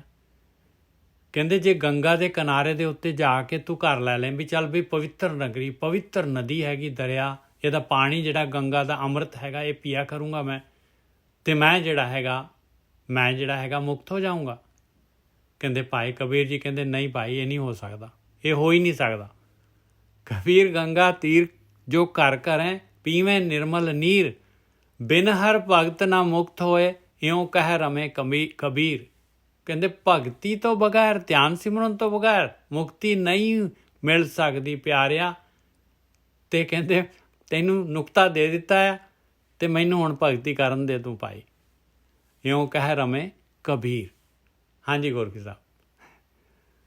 ਹੁਣ ਦੇਖੋ ਸਾਧ ਸੰਗਤ ਜੀ, ਇੱਥੇ ਉਹ ਕਹਿ ਰਹੇ ਨੇ ਕਬੀਰ ਗੰਗਾ ਤੀਰ ਜੋ ਘਰ ਕਰੇ ਪੀਵੋ ਨਿਰਮਲ ਨੀਰ। ਬਿਨ ਹਰ ਭਗਤੀ ਨਾ ਮੁਕਤੀ ਹੋਏ ਇਉਂ ਕਹਿ ਰਹੇ ਰਮੇ ਕਬੀਰ। ਬਿਲਕੁਲ ਕਲੀਅਰ ਕਰ ਗਏ। ਹੁਣ ਦੇਖੋ ਬ੍ਰਹਮ ਗਿਆਨੀ ਕੀ ਕਰਦੇ ਨੇ। ਬ੍ਰਹਮ ਗਿਆਨੀ ਆਪਣੀ ਬੁੱਧੀ ਦੇ ਨਾਲ ਗਿਆਨ ਰੂਪੀ ਜਿਹੜਾ ਪ੍ਰਕਾਸ਼ ਆ ਉਹ ਜੋੜ ਦਿੰਦੇ ਆ। ਗਿਆਨ ਦਾ ਮਤਲਬ ਪਤਾ ਕੀ ਆ? ਧਰਮ। ਬੁੱਧੀ ਦਾ ਮਤਲਬ ਕੀ ਆ? ਸਹੀ ਤੇ ਗਲਤ ਤੁਹਾਡੀ ਬੁੱਧੀ ਦੱਸਦੀ ਹੈ ਤੁਹਾਡੇ ਮਨ ਨੂੰ, ਪਰ ਉਸ ਗੱਲ ਨੂੰ ਮਨਾਉਣਾ ਇਹ ਗਿਆਨ ਦੇ ਹੱਥ 'ਚ ਆ। ਗਿਆਨ ਕੀ ਆ? ਧਰਮ। ਇਸ ਟਾਈਮ ਮੇਰਾ ਕਿਹੜਾ ਫੈਸਲਾ ਕੀਤਾ ਸਹੀ ਆ, ਕਿਹੜਾ ਮੇਰੇ ਜੀਵਨ ਨੂੰ ਚੁੱਕੇਗਾ ਤੇ ਕਿਹੜਾ ਮੇਰਾ ਕੀਤਾ ਜੀਵਨ ਨੂੰ ਸੁੱਟੇਗਾ। ਬੁੱਧੀ ਤੇ ਕਹਿੰਦੀ ਹੈ ਇਹ ਝੂਠ ਬੋਲ, ਚਰਨਜੀਤ ਤੈਨੂੰ ਲੱਖ ਰੁਪਇਆ ਮਿਲੂਗਾ। ਉਹ ਮੁੰਡਾ ਦੱਸਣ ਦਿਆ ਸੀ ਮੈਨੂੰ, ਉਹ ਕਹਿੰਦਾ ਜੇ ਤੂੰ ਅਮਰੀਕਾ ਤੋਂ ਤੇ ਕੈਨੇਡਾ ਚੋਂ ਨਾ ਟਰੱਕ ਜਾਂਦਾ, ਉਹ ਟਰੱਕ ਦੇ ਵਿੱਚ ਕਹਿੰਦਾ ਫੋਨ ਕਰ ਦਿਓ, ਪਤਾ ਨਹੀਂ ਵਾਹਵਾ ਜ਼ਿਆਦਾ ਪੈਸੇ ਦਿੰਦੇ ਆ, $1,00,000 ਦਿੰਦੇ ਆ ਤੇ ਪਤਾ ਨਹੀਂ ਕਿੰਨਾ ਦਿੰਦੇ ਆ, ਕਿ ਵਿੱਚ ਗੰਦ ਪਾ ਕੇ ਲੈ ਜਾਓ। ਹੁਣ ਮੈਂ ਕਹਿਣ ਦਿਆਂ, ਮੈਂ ਭਾਵੇਂ $1,00,000 ਦਿੰਦੇ ਆ, ਮੈਂ ਯਾਰ ਉਹ ਤਾਂ ਕੁਛ ਵੀ ਨਹੀਂ ਹੈ, ਬਕਵਾਸ। ਕੀ ਕਰਨੇ ਪੈਸੇ? ਉਹ 60-70 ਲੱਖ ਰੁਪਇਆ ਮਿਲੂਗਾ, ਕੀ ਆ? ਕਿਸ ਕੰਮ ਆਉਣਾ? ਮੈਂ ਚਲੋ ਰੱਬ ਨਾ ਵੀ ਸਜ਼ਾ ਦੇਵੇ, ਮੈਂ ਬੰਦਾ ਜੇਲ੍ਹ 'ਚ ਫਸ ਜੇ ਤੇ ਉਹ ਤੇ ਮੈਂ ਉਹਦੀ ਜ਼ਿੰਦਗੀ ਉੱਥੇ ਲੰਘ ਜਾਣੀ, ਉਹਦੀ ਜੇਲ੍ਹ 'ਚ। ਮੁੜ ਕੇ ਪਰਿਵਾਰ ਰੋਲ ਜਾਣਾ ਵਾ, ਤੇ ਮੁੜ ਕੇ ਦੂਜਿਆਂ ਨੇ ਤੇ ਕਹਿਣਾ ਹੀ ਕਹਿਣਾ ਸਾਨੂੰ ਕੀ ਤੱਕ ਕਿੱਥੋਂ ਕੀ ਆਇਆ, ਕਿੱਥੋਂ ਕੀ ਗਿਆ, ਅਗਲੇ ਨੇ ਤੈਨੂੰ ਖਾਣਾ ਨਹੀਂ। ਮੈਂ ਉਸ ਤੋਂ ਬਾਅਦ ਮੈਂ ਜਿਹੜਾ ਪੈਸਾ ਵੀ ਬੰਦਾ ਖੜੂਗਾ, ਉਸ ਪੈਸੇ ਨੇ ਸੁੱਖ ਨਹੀਂ ਦੇਣਾ। ਬਿਲਕੁਲ। ਸੁਖਜੀਤ ਗੁਰਕੀ ਸਾਹਿਬ, ਇਸ ਬਾਰੇ ਥੋੜਾ ਬਹੁਤਾ ਮੈਨੂੰ ਵੀ ਨੌਲੇਜ ਹੈਗਾ ਸੀ, ਇੱਥੇ ਰਹਿੰਦੇ ਆ ਟੋਰਾਂਟੋ ਏਰੀਆ 'ਚ, ਤੇ ਇਹ ਟਰੱਕ ਦੇ ਗੇੜੇ ਦਾ 1 ਲੱਖ ਦਿੰਦੇ ਆ, ਤੇ ਫਿਰ ਕਈ ਤੁਸੀਂ ਦੇਖੋ ਡਿਟਰੋਇਟ ਵਾਲੇ ਬਾਰਡਰ ਤੇ ਬਫਲੋ ਵਾਲੇ ਬਾਰਡਰ ਤੇ ਆਪਣੇ ਸੈਂਕੜੇ ਪੰਜਾਬੀ ਮੁੰਡੇ ਕੁੜੀਆਂ ਜਿਹੜੇ ਫਸੇ ਹੋਏ ਆ ਇਹਨਾਂ ਕੰਮਾਂ 'ਚ। ਕਰੂਗਾ ਬਿਲਕੁਲ। ਮੈਂ ਤਾਂ ਉਸ ਮੁੰਡੇ ਦੀ ਗੱਲ ਸੁਣ ਕੇ ਹੈਰਾਨ ਹੋ ਗਿਆ। ਮੈਂ ਚਲੋ ਠੀਕ ਆ, ਮੈਂ ਹਰ ਕੋਈ ਚਾਹੁੰਦਾ ਸਾਫ਼ ਸੁਥਰਾ ਜੀਵਨ ਬਤੀਤ ਕਰਾਂ, ਪੈਸਾ ਮੇਰੇ ਕੋ ਆਵੇ, ਮੈਂ ਉਹਦੇ ਪਿੱਛੇ ਘਾਲਣਾ ਹੈ ਜੋ ਕਿ ਘਰ 'ਚ ਬੈਠਾ ਹੈ। ਜੇ ਕਿਸੇ ਨੇ £1,00,000 ਦਾ 2 ਲੱਖ ਪਾਉਂਡ ਦਾ ਕਰ ਲਿਆ ਤਾਂ ਉਹਨੂੰ ਪੁੱਛੋ ਭਰਾ ਤੂੰ ਤੁਰਿਆ ਕਦੋਂ ਦਾ ਵਾ? ਹੁਣ ਤੁਸੀਂ ਚਾਹੁੰਦੇ ਛੱਡਣ ਲਈ ਅੱਖਾਂ ਬੰਦ ਕੀਤੀਆਂ ਤੇ ਘਰ ਇੱਥੇ ਮਹਿਲ ਪੈ ਜਾਣ। ਮੈਂ it is not possible. Right way ਦਾ ਮਤਲਬ ਇਹੋ ਹੀ ਆ ਕਿ ਰੁੱਖ ਨੂੰ ਲਾਓ, ਉਹਨੂੰ ਕਿੰਨੇ ਸਾਲ ਪਾਣੀ ਪਾਓ, ਕਿਤੇ ਖਾਦ ਪਾਓ, ਫਿਰ ਜਾ ਕੇ ਨੱਜਾ ਸਾਹਿਬ ਉਹਨੂੰ ਫਲ ਲੱਗਣਾ ਕਿ ਨਹੀਂ ਲੱਗਣਾ ਉਹ ਵੀ ਕੁਦਰਤ ਦੇ ਹੱਥ 'ਚ ਆ। ਗਰੰਟੀ ਨਹੀਂ ਹੈ ਕਿ ਜਿਹੜਾ ਰੁੱਖ ਲਾਇਆ ਉਹਨੂੰ ਫਲ ਲੱਗਣਾ। ਔਰ ਮੈਂ ਤੇ ਬਹੁਤ ਲਾ ਕੇ ਵੇਖੇ, ਕਾਰੋਬਾਰ ਖੋਲੇ ਨਹੀਂ ਚੱਲੇ, ਉਹ ਗਏ ਪਏ। ਇਹ ਤੇ ਜੂਆ, ਇਹ ਤੇ ਜੂਆ ਹੀ ਹੈ। ਰਿਸਕ ਲਓ, ਹੋਏ ਨਾ ਹੋਵੇ ਉਹ ਰੱਬ ਦਾ ਕੰਮ ਹੈ। ਮਾਲੀ ਦਾ ਕੰਮ ਪਾਣੀ ਪਾਉਣਾ, ਭਰ ਮਸ਼ਕਾਂ ਪਾਵੇ, ਫਲ ਲਾਉਣਾ ਰੱਬ ਦੇ ਹੱਥ 'ਚ ਆ। ਲਾਵੇ ਭਾਵੇਂ ਨਾ ਲਾਵੇ, ਨਹੀਂ ਵੀ ਲਾਉਂਦਾ ਤੇ ਉਹਦੇ 'ਚ ਵੀ ਭਲਾ ਵਾ, ਇਹ ਵੀ ਸੱਚ ਜੀ। ਕਿਤੇ ਇਹ ਨਾ ਸੋਚਿਓ ਕਿ ਮੈਨੂੰ ਫਲ ਨਹੀਂ ਮਿਲਿਆ, ਇਹਦੇ ਵਿੱਚ ਵੀ ਤੁਹਾਡਾ ਭਲਾ। ਇਹ ਵੀ ਬੜੀ ਵੱਡੀ ਗੇਮ ਹੈ। ਹੁਣ ਛੋਟਾ ਬੱਚਾ ਕੋਈ ਜਿੱਦ ਕਰਦਾ ਗੰਦਮੰਦ ਖਾਣ ਵਾਸਤੇ ਤੇ ਮਾਂ ਨਹੀਂ ਦਿੰਦੀ, ਬੱਚਾ ਕਿੰਨਾ ਰੌਲਾ ਪਾਉਂਦਾ ਹੈ ਕਿ ਮੈਨੂੰ ਨਹੀਂ ਮਿਲੀ, ਪਰ ਮਾਂ ਨੂੰ ਪਤਾ ਹੈ ਇਹ ਬੱਚੇ ਨੂੰ ਇਹ ਚੀਜ਼ ਚੰਗੀ ਨਹੀਂ ਹੈ, ਬੱਚੇ ਨੂੰ ਖੁਸ਼ ਨਹੀਂ ਕਰਨਾ ਚਾਹੁੰਦੀ। ਇਸੇ ਤਰ੍ਹਾਂ ਹੀ ਕੁਦਰਤ ਜੇਕਰ ਤੁਹਾਡੀ ਬੇਵਕੂਫੀ ਨੂੰ ਫਲ ਨਹੀਂ ਲਾਉਣ ਦੀ, ਤੁਹਾਨੂੰ ਉੱਥੇ ਨਹੀਂ ਜਾਣ ਦੇਣ ਦਿੰਦੀ, ਇਹਦਾ ਮਤਲਬ ਕਿਤੇ ਭਲਾ ਹੈ। ਬਿਲਕੁਲ ਸਹੀ ਹੈ ਜੀ। ਉਹ ਤੁਸੀਂ ਆਪਣੀ ਨੀ ਕਹਾਵਤ ਸੁਣੀ ਸੀ, ਉੱਥੇ ਪਤਾ ਨਹੀਂ ਕਿਹੜਾ ਗਿਆ ਸੀ ਸਿੰਘ, ਉੱਥੇ ਘਰ ਵਿਆਹ ਛੱਡ ਕੇ ਆ ਗਿਆ ਤੇ ਮੁੜ ਕੇ ਉੱਥੇ ਜੋਗਾ ਸਿੰਘ ਦੇ ਪਤਾ ਨਹੀਂ ਉੱਥੇ ਜੋਗਾ ਸਿੰਘ ਬਾਰ ਜਾਵੇ ਉੱਥੇ ਜਾਣ ਨਾ ਦੇਣ, ਉੱਥੇ ਖੱਡੇ ਦਾ ਬੰਦਾ ਡਾਂਗ ਲੈ ਕੇ ਖਲੋਤਾ ਪਤਾ ਨੀ ਕੀ ਕਰਕੇ, ਬਰਛਾ ਲੈ ਕੇ ਸੋ ਕਹਿਣ ਤੋਂ ਭਾਵੇਂ ਗੱਲਾਂ ਸੱਚੀਆਂ। ਹੁਣ ਕਈ ਵਾਰੀ ਹੁਣ ਇੱਥੇ ਮੈਂ ਵੀ ਦੱਸਿਆ, ਅਸੀਂ ਵੀ ਮੈਂ ਉੱਥੇ ਇੱਕ ਨਵਾਂ ਹੀ ਕਾਰੋਬਾਰ ਚਾਲੂ ਕਰਨਾ ਤੇ ਉਹ ਸਾਡਾ ਪਹਿਲਾ ਹੀ ਸੌਦਾ ਨਿੱਜਾ ਸਾਹਿਬ ਲਾਸ ਹੋ ਗਿਆ। ਠੀਕ ਆ, ਉਹ ਬਿਸਕੁਟ ਨਾਲ ਬਿਸਕੁਟ ਕੱਢਣ ਦੀ ਕੋਸ਼ਿਸ਼ ਕੀਤੀ, ਉਹ 15-16 ਲੱਖ ਰੁਪਏ ਚਲ ਗਿਆ। ਅੱਛਾ, ਮਿੱਟੀ ਹੋ ਗਏ ਪੈਸੇ। ਤੇ ਮੈਂ ਸੋਚਦਾ, ਅੱਜ ਸੋਚਦਾ ਕਿ ਮੇਰੇ ਪਿਤਾ ਚੰਗਾ ਹੈ, ਉਹ ਨਹੀਂ ਕੰਮ ਚਲਾਇਆ, ਉਹ ਕੋਈ ਚੰਗੀ ਚੀਜ਼ ਨਹੀਂ ਸੀ। ਸੋ ਕਈ ਵਾਰੀ ਆਪਾਂ ਬੇਵਕੂਫੀਆਂ ਕਰਦੇ ਹਾਂ, ਉਹ ਕੁਦਰਤ ਨਹੀਂ ਉਹਨੂੰ ਐਕਸੈਪਟ ਕਰਦੀ। ਇਹਦਾ ਮਤਲਬ ਸਾਡਾ ਫਾਇਦਾ ਹੀ ਹੈ, ਨੁਕਸਾਨ ਨਹੀਂ ਹੈਗਾ, ਕਿਉਂਕਿ ਪ੍ਰਮਾਤਮਾ ਕਦੇ ਵੀ ਸਾਡਾ ਨੁਕਸਾਨ ਨਹੀਂ ਕਰਦਾ ਤੇ ਨਾ ਹੀ ਚਾਹੁੰਦਾ। ਬਿਲਕੁਲ ਸਾਨੂੰ ਪ੍ਰੋਟੈਕਟ ਕਰਦਾ। ਠੀਕ ਹੈ ਜੀ। ਹੁਣ ਇੱਥੇ ਕਹਿੰਦੇ ਪਰਮਾਤਮਾ ਨੇ ਤੁਹਾਡੇ ਲਈ ਕੁਝ ਬੈਟਰ ਸੋਚ ਰੱਖਿਆ, ਇਸ ਕਰਕੇ ਉਹ ਨਹੀਂ ਕਰਦੇ। ਹੁੰਦਾ ਹੀ ਨਹੀਂ, ਪੋਸੀਬਲ ਹੀ ਨਹੀਂ ਤੁਹਾਨੂੰ। ਉਹ ਤੇ ਕੁਦਰਤ ਵੈਸੇ ਵੀ ਬਚਾਉਣਾ ਚਾਹੁੰਦੀ ਹੈ। ਬੰਦਾ ਜਿਹੜਾ ਮਰਜ਼ੀ ਬੇਵਕੂਫੀ ਕਰੇ, ਕੁਦਰਤ ਚਾਹੁੰਦੀ ਹੈ ਕਿ ਬਚ ਜੇ। ਠੀਕ ਹੈ ਨਿਜਾ ਸਾਹਿਬ। ਇੱਕ ਹੋਰ ਜੀ, ਇਹ ਕਹਿੰਦੇ ਨੇ ਕਹਿੰਦੇ ਭਗਤੀ ਤੋਂ ਬਿਨਾਂ ਜਿਹੜਾ ਹੈ ਨਾ ਰਮਿਆ ਨਹੀਂ ਜਾ ਸਕਦਾ, ਮੁਕਤੀ ਨਹੀਂ ਮਿਲ ਸਕਦੀ, ਗੇਮ ਚੋਂ ਬਾਹਰ ਨਹੀਂ ਆ ਸਕਦਾ। ਮੁਕਤੀ ਦਾ ਨਿਜਤ ਰਮੇ ਦਾ ਮਤਲਬ ਹੀ ਮੁਕਤੀ ਹੈ। ਬਸ ਠੀਕ ਹੈ। ਰਾਮ ਕਬੀਰਾ ਇੱਕ ਭਏ ਕੋਈ ਨਾ ਸਕੇ ਪਛਾਣੀ।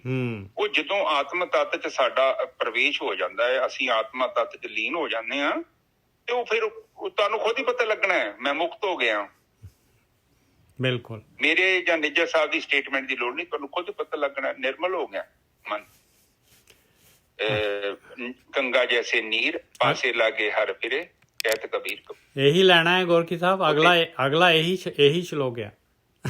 अच्छा ठीक है, मैं तो वैसे बोली अगे आ गई। ठीक है निजल साहब आगे बोलो। कबीर मन निर्मल पया जैसा गंगा नीर पाछे लागो हर फिरै कहत कबीर कबीर। ਹੁਣ ਤੁਸੀਂ ਬੋਲ ਦੋ ਬਸ। ਆਓ ਵੇਖ ਲਓ, ਮੈਂ ਤਾਂ ਤੁਹਾਨੂੰ ਕਿਹਾ ਕਹਿੰਦੇ ਰੱਬ। ਹੁਣ ਇੱਥੇ ਵੇਖੋ, ਰੱਬ ਨੇ ਕੋਈ ਕਬੀਰ ਕਬੀਰ ਨਹੀਂ ਕਿਹਾ ਤੇ ਨਾ ਕਹਿਣਾ। ਇਹ ਤੇ ਕੇਵਲ ਇੱਕ ਉਹਨਾਂ ਨੇ ਦ੍ਰਿਸ਼ਟਾਂਤ ਦਿੱਤਾ ਹੈ ਕਿ ਮੈਂ ਇੰਨਾ ਪਵਿੱਤਰ ਹੋ ਗਿਆ।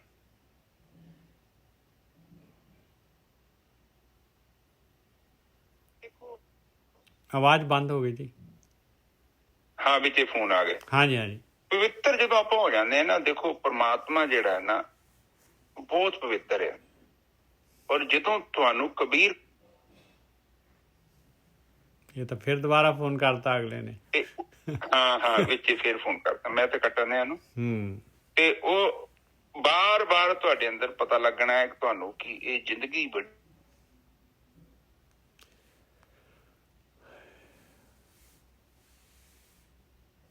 कबीर मन निर्मल पया जैसा गंगा नीर पाछे लागो हर फिरै कहत कबीर कबीर। बस मैल ही दूर करने वाली गल हैगी भाई। मन की मैल जे आपां दूर कर लांगे ध्यान सिमरन दे द्वारा, तो फिर आपां तो बैठी ब्रह्म दे विच आ। जाना कित्थे हैगा? मुक्ति की हैगी? बस मुक्ति प्रकृति ने छड़ देना है। हाँ जी गोरखी साहब। हाँ बिल्कुल ठीक है निजा साहब। इत्थे देखो साध संगत जी तुक दे विच सारा उन्होंने समझाया। कहंदे बिन भगती तो जिहड़ा ना वो परमात्मा दे विच रमिया नहीं जा सकदा। भगती दा मतलब की है? प्यार। प्यार दा मतलब की है? समर्पण। जिस तरह अपना जीवन साथी हुंदा है ना, तो आपां उहनूं समर्पण कर दिंदे हैं, चाहे औरत बंदे नूं करे जां बंदा औरत नूं करे। फिर उत्थे प्यार दे विच कंडीशन नहीं रह जांदी कि मैं एक करे ते मैं ਉਹਦੇ ਅਨੁਸਾਰ ਚੱਲਾਂ। ਪਿਆਰ ਦਾ ਮਤਲਬ ਇਹ ਹੁੰਦਾ ਅਨਕੰਡੀਸ਼ਨਲ ਲਵ। ਕੋਈ ਕੰਡੀਸ਼ਨ ਨਹੀਂ ਹੈਗੀ। ਜੇ ਆਪਾਂ ਕੰਡੀਸ਼ਨ ਹੈਗੀ ਹੈ ਤੇ ਫਿਰ ਟ੍ਰੇਡ ਆ, ਉਹ ਪਿਆਰ ਨਹੀਂ। ਪਿਆਰ ਦਾ ਮਤਲਬ ਹੈ ਕਿ ਮੇਰੇ ਘਰ ਗੈਸਟ ਆਏ ਆ ਔਰ ਮੈਂ ਆਪਣੇ ਵੱਲੋਂ ਰੁੱਖੀ ਮਿੱਸੀ ਜੋ ਮੇਰਾ ਦਿਲ ਕਰਦਾ ਮੈਂ ਉਹਨਾਂ ਨੂੰ ਖਵਾਵਾਂ। ਕੰਡੀਸ਼ਨ ਦਾ ਮਤਲਬ ਇਹ ਹੈਗਾ ਕਿ ਉਹਨੇ ਮੈਨੂੰ ਸਮੋਸੇ ਖਵਾਏ ਆ ਤੇ ਮੈਂ ਵੀ ਸਮੋਸੇ ਖਵਾਵਾਂ। ਨਿਜਾ ਸਾਹਿਬ ਬਿਲਕੁਲ ਠੀਕ ਹੈ ਜੀ। ਤੇ ਜੇ ਅਗਲਾ ਐਕਸਪੈਕਟ ਵੀ ਕਰ ਰਿਹਾ ਤੇ ਉਹ ਵੀ ਇੱਕ ਟ੍ਰੇਡ ਹੈਗਾ। ਹਾਂ ਜੋ ਮੇਰੇ ਕੋ ਰੁੱਖੀ ਮਿੱਸੀ ਹੈਗੀ ਮੈਂ ਉਹਨੂੰ ਪਿਆਰ ਦੇ ਤੌਰ ਤੇ ਉਹਨੂੰ ਦਵਾਂ। ਠੀਕ ਹੈ, ਪਿਆਰ ਦੇ ਵਿੱਚ ਕੋਈ ਕੰਡੀਸ਼ਨ ਨਹੀਂ ਹੁੰਦੀ। ਤੇ ਜੇ ਕੰਡੀਸ਼ਨ ਹੈਗੀ ਹੈ ਤੇ ਫਿਰ ਉਹ ਪਿਆਰ ਨਹੀਂ ਆ, ਉਹ ਇੱਕ ਜਸਟ ਤੁਹਾਡਾ ਇੱਕ ਬਿਜ਼ਨਸ ਹੈ, ਚਾਹੇ ਕਿਸੇ ਵੀ ਰਿਸ਼ਤੇ 'ਚ। ਹੁਣ ਕਬੀਰ ਜੀ ਕਹਿੰਦੇ ਨੇ ਕਿ ਕਬੀਰ ਮਨ ਨਿਰਮਲ ਪਿਆ ਜੈਸੇ ਗੰਗਾ ਨੀਰ ਪਾਛੇ ਲਾਗੇ ਹਰ ਫਿਰੇ ਕਹਿਤ ਕਬੀਰ। ਇੱਥੇ ਹਰ ਦਾ ਲੱਗਿਆ ਹੋ ਗਿਆ ਕਿ ਸੱਚਾਈ ਤੁਹਾਡੇ ਲਾਗੇ ਬੋਲੀ ਜਾਣੀ ਆ, ਤੁਹਾਨੂੰ ਪਤਾ ਲੱਗਣਾ ਜੀਵਨ ਸੱਚਾ ਹੋ ਗਿਆ, ਪਵਿੱਤਰ ਹੋ ਗਿਆ, ਸਾਰੀ ਮਲੀਨਤਾ ਦੂਰ ਹੋ ਗਈ। ਤੇ ਜਦੋਂ ਸਭ ਮਲੀਨਤਾ ਦੂਰ ਹੋ ਗਈ ਫਿਰ ਨਿਰਮਲ ਹੋ ਜਾਣਾ। ਫਿਰ ਰਾਮ ਕਬੀਰਾ ਏਕ ਭਏ ਤੇ ਕੋਈ ਨਾ ਸਕੇ ਪਛਾਣੀ। ਇੱਥੇ ਤੁਸੀਂ ਵੇਖੋ ਕਿ ਕਬੀਰ ਤੁਹਾਡੇ ਪਿੱਛੇ ਰਾਮ ਹਰੀ ਨੇ ਤੇ ਕਬੀਰ ਥੋੜੀ ਕਹਿਣਾ ਹੈ। ਉਹ ਫਿਰ ਕਹਿੰਦੇ ਨੇ ਅਗਲੀ ਤੁਕ 'ਚ ਫਿਰ ਕਲੀਅਰ ਕਰ ਦਿੰਦੇ ਨੇ, ਕਹਿੰਦੇ ਰਾਮ ਕਬੀਰਾ ਏਕ ਭਏ ਕੋਈ ਨਾ ਸਕੇ ਪਛਾਣੀ। ਕਿਉਂਕਿ ਸਾਗਰ जल का जल हुआ राम, ज्योति ज्योत रली संपूर्ण थी राम। हाँ बस ਤੁਹਾਡੀ सूरज किरण मिली। हाँ जी, सूरज किरण मिले जल का जल हुआ। ਹਾਂ ਤੇ ਬਸ ਉੱਥੇ ਤੁਹਾਡਾ ਉਹ ਕਾਰਜ ਪੂਰਾ ਹੋ ਜਾਣਾ, ਉਹਦੇ ਵਿੱਚ ਕੋਈ ਦੋ ਰਹਿ ਨਹੀਂ। ਪਰ ਜਦੋਂ ਵੀ ਕਾਰਜ ਪੂਰਾ ਹੋ ਗਿਆ ਔਰ ਉਹਦਾ ਪਤਾ ਤੁਹਾਨੂੰ ਲੱਗਣਾ ਸਭ ਤੋਂ ਪਹਿਲਾਂ ਕਿ ਹੁਣ ਕੋਈ ਮਿਸਟੇਕ ਨਹੀਂ ਰਹਿ ਗਈ। ਜੀਵਨ 'ਚ ਬਹੁਤ ਉਚਾਈ ਆ ਔਰ ਉਚਾਈ ਆ ਗਈ ਆ ਤੇ ਫਿਰ ਜਿਵੇਂ ਜਿਵੇਂ ਤੁਸੀਂ ਉਚਾਈ ਨੂੰ ਫੜਦੇ ਗਏ ਫਿਰ ਉੱਪਰ ਚੜ੍ਹਦੇ ਜਾਣਾ। ਕਬੀਰ ਜੀ ਫਿਰ ਕਹਿੰਦੇ ਨੇ ਇੱਕ ਔਕੜ ਘਾਟੀ ਰਾਮ ਕੀ ਚੜ੍ਹ ਦਿਓ। ਔਖੀ ਘਾਟੀ, ਫਿਰ ਔਖੀ ਘਾਟੀ ਦਾ ਮਤਲਬ ਕੀ ਆ? ਸੱਚ ਦੇ ਨਾਲ ਚੱਲਣਾ, ਸੱਚ ਦੇ ਵਿੱਚ ਬੋਲਣਾ, ਸੱਚ ਦੇ ਵਿੱਚ ਰਹਿਣਾ, ਸੱਚ ਦੇ ਵਿੱਚ ਨਹਾਉਣਾ, ਸੱਚ ਪਾਉਣਾ, ਸੱਚ ਖਾਣਾ, ਸੱਚ ਖਵਾਉਣਾ, ਸੱਚ ਲਿਖਣਾ, ਸੱਚ ਪੜ੍ਹਨਾ, ਸੱਚ ਸੁਣਨਾ, ਸੱਚ ਵੇਖਣਾ, ਸੱਚ ਸੁੰਘਣਾ। ਕੀ ਬਾਤ ਹੈ। ਫਿਰ ਗੱਲ ਬਣਨੀ ਹੈ। ਸੱਚ ਹੀ ਸੱਚ ਤੁਰੇ ਜਾਓ, ਜਿੱਥੇ ਮਰਜ਼ੀ ਚੱਲ ਜਾਓ, ਸਿਰ ਸੱਚ ਹੀ ਰਹਿ ਗਿਆ। ਫਿਰ ਕਬੀਰ ਜੀ ਕਹਿੰਦੇ ਆ ਫਿਰ ਤੁਕ ਬੋਲੋ, ਇਸੇ ਤੁਕ ਚ ਫਿਰ ਕਹਿੰਦੇ ਆ ਪਾਛੇ ਲਾਗੇ ਹਰ ਫਿਰੇ ਕਹਿਤ ਕਬੀਰ। ਹੋ ਗਿਆ ਮਸਲਾ ਨਿਜਾ ਸਾਹਿਬ ਪੂਰਾ? ਬਿਲਕੁਲ ਠੀਕ ਹੈ ਜੀ, ਬਿਲਕੁਲ ਠੀਕ ਆ। ਤੇ ਗੋਰਖੀ ਸਾਹਿਬ ਇੱਕ ਨਾ ਜਿਹੜੀ ਅੱਜ ਜਿਹੜਾ ਹੈ ਨਾ ਨਵੇਂ ਜਿਹੜੇ ਹੈਗੇ ਆਪਣੇ ਸਾਧਕ ਆਏ ਨਾਲ ਜੁੜੇ ਆ ਤੇ ਉਹਨਾਂ ਨੂੰ ਧਿਆਨ ਸਿਮਰਨ ਦੱਸ ਦੇਣਾ ਜੀ ਪਲੀਜ਼। 2-4 ਮਿੰਟ ਲਗਾ। ਹਾਂਜੀ ਠੀਕ ਹੈ। ਹਾਂਜੀ ਕਦਾ ਜ਼ਿਆਦਾ ਸਖਤ ਨਹੀਂ ਕਰਦੀ, ਨਵੇਂ ਸਾਧਕ ਭਾਜੀ ਨਾ ਜਾਣ। ਨਹੀਂ ਵੀਰ ਜੀ, ਬਹੁਤ ਵਧੀਆ ਜੀ, ਬਹੁਤ ਵਧੀਆ। ਠੀਕ ਹੈ। ਹਾਂਜੀ ਸਾਧ ਸੰਗਤ ਜੀ, ਹਾਂ ਟੈਨਸ਼ਨ ਨਹੀਂ ਲੈਣੀ, ਬਿਲਕੁਲ ਸਭ ਕੁਝ ਆਪਣੇ ਆਪ ਹੀ ਹੋ ਜਾਏਗਾ। ਹਾਂਜੀ ਜੀ ਅਰਦਾਸ ਕਰਦੇ ਹੋ। ਇੱਕ ਆਪਣੇ ਬੇਟੇ ਨੇ ਵਧੀਆ ਮਿਹਨਤ ਕੀਤੀ ਆ ਤੇ ਉਹਦਾ ਸਵੇਰੇ ਪੇਪਰ ਆ ਤੇ ਸੰਗਤ ਜੀ ਅੱਗੇ ਬੇਨਤੀ ਆ ਵੀ ਵਧੀਆ ਰਿਜ਼ਲਟ ਆਵੇ ਉਹਦਾ। ਠੀਕ ਹੈ। ਏਕ ਓਂਕਾਰ ਸਤਨਾਮ ਕਰਤਾ ਪੁਰਖ ਨਿਰਭਉ ਨਿਰਵੈਰ ਅਕਾਲ ਮੂਰਤ ਅਜੂਨੀ ਸੈਭੰ ਗੁਰ ਪ੍ਰਸਾਦ। ਇਹ ਮੇਰੇ ਪਿਤਾ ਗਰੀਬ ਨਵਾਜ ਬਾਣੀ ਪੜ੍ਹਦਿਆਂ ਵਿਚਾਰ ਕਰਦਿਆਂ ਬਾਣੀ ਸਰਵਣ ਕਰਦਿਆਂ ਅਨੇਕਾਂ ਪ੍ਰਕਾਰ ਦੀਆਂ ਗਲਤੀਆਂ ਤੇ ਭੁੱਲਾਂ ਹੋ ਗਈਆਂ। ਨਿਦਾਨ ਬੱਚੇ ਸਮਝ ਕੇ ਮਾਫ ਕਰੋ। ਅੱਗੇ ਤੋਂ ਸ਼ੁੱਧ ਤੇ ਸਪਸ਼ਟ ਬਾਣੀ ਪੜ੍ਹਨ ਦੀ ਆਗਿਆ ਬਖਸ਼ਣੀ ਮੇਰੇ ਮਾਲਿਕ। ਮਿਹਰ ਕਰੋ, ਮਿਹਰ ਕਰੋ। ਆਈਆਂ ਸੰਗਤਾਂ ਦੀ ਹਾਜ਼ਰੀ ਆਪਣੇ ਦਰ ਤੇ ਪ੍ਰਵਾਨ ਕਰਨੀ ਮੇਰੇ ਪਿਤਾ। ਸੰਗਤ ਨਵੀਂ ਆਈ ਹੈ, ਆਪ ਉਹਨਾਂ ਨੂੰ ਸਮੱਤ ਬਖਸ਼ਣਾ, ਨਾਮਦਾਨ ਬਖਸ਼ਣਾ। ਇਹ ਮੇਰੇ ਪਿਤਾ ਅਰਦਾਸਾਂ ਆਈਆਂ ਨੇ। ਇੱਕ ਅਰਦਾਸ ਹੈ ਮਾਤਾ ਆਪਣੇ ਬੱਚੀ ਦੀ ਅਰਦਾਸ ਕਰਦੀ ਹੈ, ਕਹਿੰਦੇ ਬੱਚੀ ਸੁਖੀ ਵਸਤੇ ਆਪਣੇ ਪਤੀ ਨਾਲ ਪਿਆਰ ਪਵੇ। ਇਹ ਮੇਰੇ ਮਾਲਿਕ ਇੱਕ ਅਰਦਾਸ ਆਈ ਹੈ, ਇੱਕ ਮਾਤਾ ਅਰਦਾਸ ਕਰਾਉਂਦੀ ਹੈ, ਕਹਿੰਦੀ ਉਹਨੂੰ ਦੇਹ ਨਿਰੋਗਤਾ ਬਖਸ਼ੇ, ਤੰਦਰੁਸਤੀ ਮਿਲੇ ਮੇਰੇ ਮਾਲਿਕ। ਮੇਰੇ ਪਿਤਾ ਇੱਕ ਮਾਤਾ ਅਰਦਾਸ ਕਰਾਉਂਦੀ ਹੈ, ਉਹ ਕਹਿੰਦੇ ਨੇ ਕਿ ਉਹਨਾਂ ਦਾ ਬੱਚੇ ਨੂੰ ਚੰਗੇ ਨੰਬਰ ਆਏ ਤਾਂ ਜੋ ਬੱਚਾ ਆਪਣੇ ਜੀਵਨ ਚ ਕਾਮਯਾਬ ਹੋਵੇ। ਆਪ ਜਾਣੀ ਜਾਣ ਜੋ ਮਿਹਰ ਕਰੋ ਮੇਰੇ ਪਿਤਾ। ਮਿਹਰ। ਵਾਹਿਗੁਰੂ ਜੀ ਕਾ ਖਾਲਸਾ, ਵਾਹਿਗੁਰੂ ਜੀ ਕੀ ਫਤਿਹ। ਤਾਂ ਸੰਗਤ ਜੀ ਆਪਾਂ ਏਦਾਂ ਹੈ ਕਿ ਇਹ ਇੱਕ ਸਿੰਪਲ ਜੀ ਸਾਧਨਾ ਹੈ, ਕੋਈ ਮੁਸ਼ਕਲ ਕੰਮ ਨਹੀਂ। ਤੁਸੀਂ ਮੱਥੇ ਦੇ ਵਿਚਕਾਰ ਧਿਆਨ ਰੱਖਣਾ ਦੋਨੋਂ ਪਰੋਟਿਆਂ ਦੇ ਅੰਦਰ। ਤੇ ਸਭ ਤੋਂ ਪਹਿਲਾਂ ਮੈਂ ਵਾਹਿਗੁਰੂ ਦਾ ਜਾਪ ਕਰੂੰਗਾ, ਮੇਰੇ ਮਗਰ ਤੁਸੀਂ ਬੋਲਣਾ ਹੈ। ਤੇ ਵਾਹਿਗੁਰੂ ਦਾ ਜਾਪ ਏਦਾਂ ਕਰਨਾ ਹੈ, ਵਾਹਿਗੁਰੂ। ਠੀਕ ਹੈ, ਲੰਮਾ ਉਚਾਰਨ ਕਰਨਾ। ਤੇ ਇਹ ਉਚਾਰਨ ਕਰਦੇ ਜਾਣਾ 5-6 ਮਿੰਟ 7 ਮਿੰਟ ਮੈਂ ਬੋਲਾਂਗਾ, ਤੁਸੀਂ ਇਸੇ ਤਰ੍ਹਾਂ ਬੈਠੇ ਰਹਿਣਾ ਹੈ ਤੇ ਧਿਆਨ ਮੱਥੇ ਦੇ ਵਿਚਕਾਰ। ਠੀਕ ਹੈ, ਮੁੜ ਕੇ ਮੈਂ ਕਹਾਂਗਾ ਤੁਸੀਂ ਚੁੱਪ ਹੋ ਜਾਓ, ਫਿਰ ਤੁਸੀਂ ਚੁੱਪ ਹੋ ਜਾਣਾ। 1 ਮਿੰਟ ਮੈਂ ਇਕੱਲਾ ਬੋਲਾਂਗਾ, ਉਸ ਤੋਂ ਬਾਅਦ ਮੈਂ ਫੋਨ ਡਿਸਕਨੈਕਟ ਕਰਦਾ। ਆਪਨੇ ਉਸੇ ਅਵਸਥਾ 'ਚ ਬੈਠੇ ਰਹਿਣਾ ਹੈ।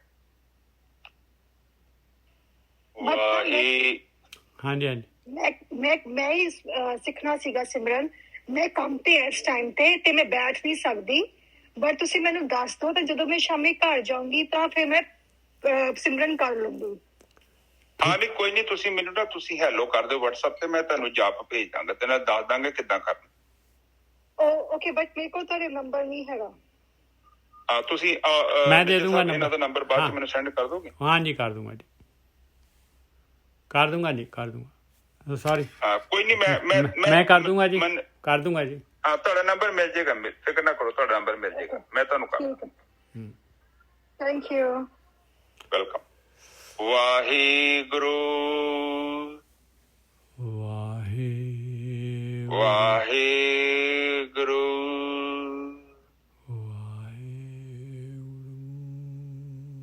ਵਾਹਿਗੁਰੂ ਵਾਹਿਗੁਰੂ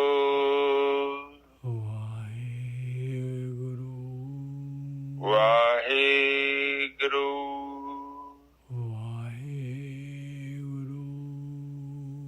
ਵਾਹਿਗੁਰੂ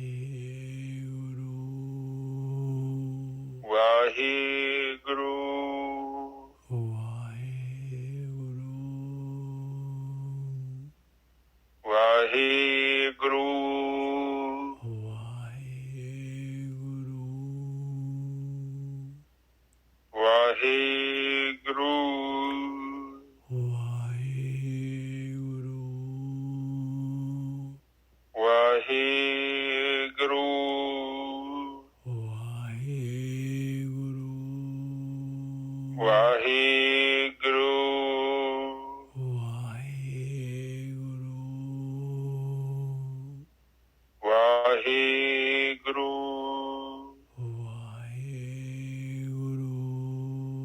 ਵਾਹਿਗੁਰੂ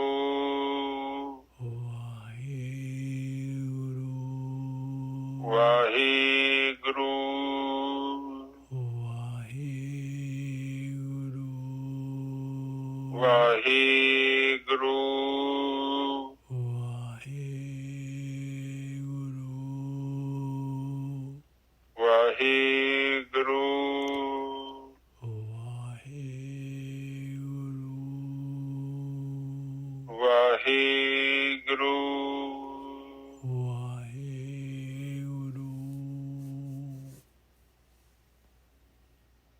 ਵਾਹਿਗੁਰੂ ਵਾਹਿਗੁਰੂ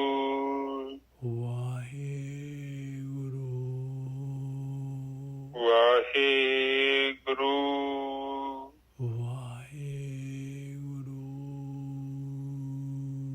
ਵਾਹਿਗੁਰੂ ਵਾਹਿਗੁਰੂ ਆ ਸੰਗੀਤ ਤੁਸੀਂ ਚੁੱਪ ਹੋ ਜਾਓ।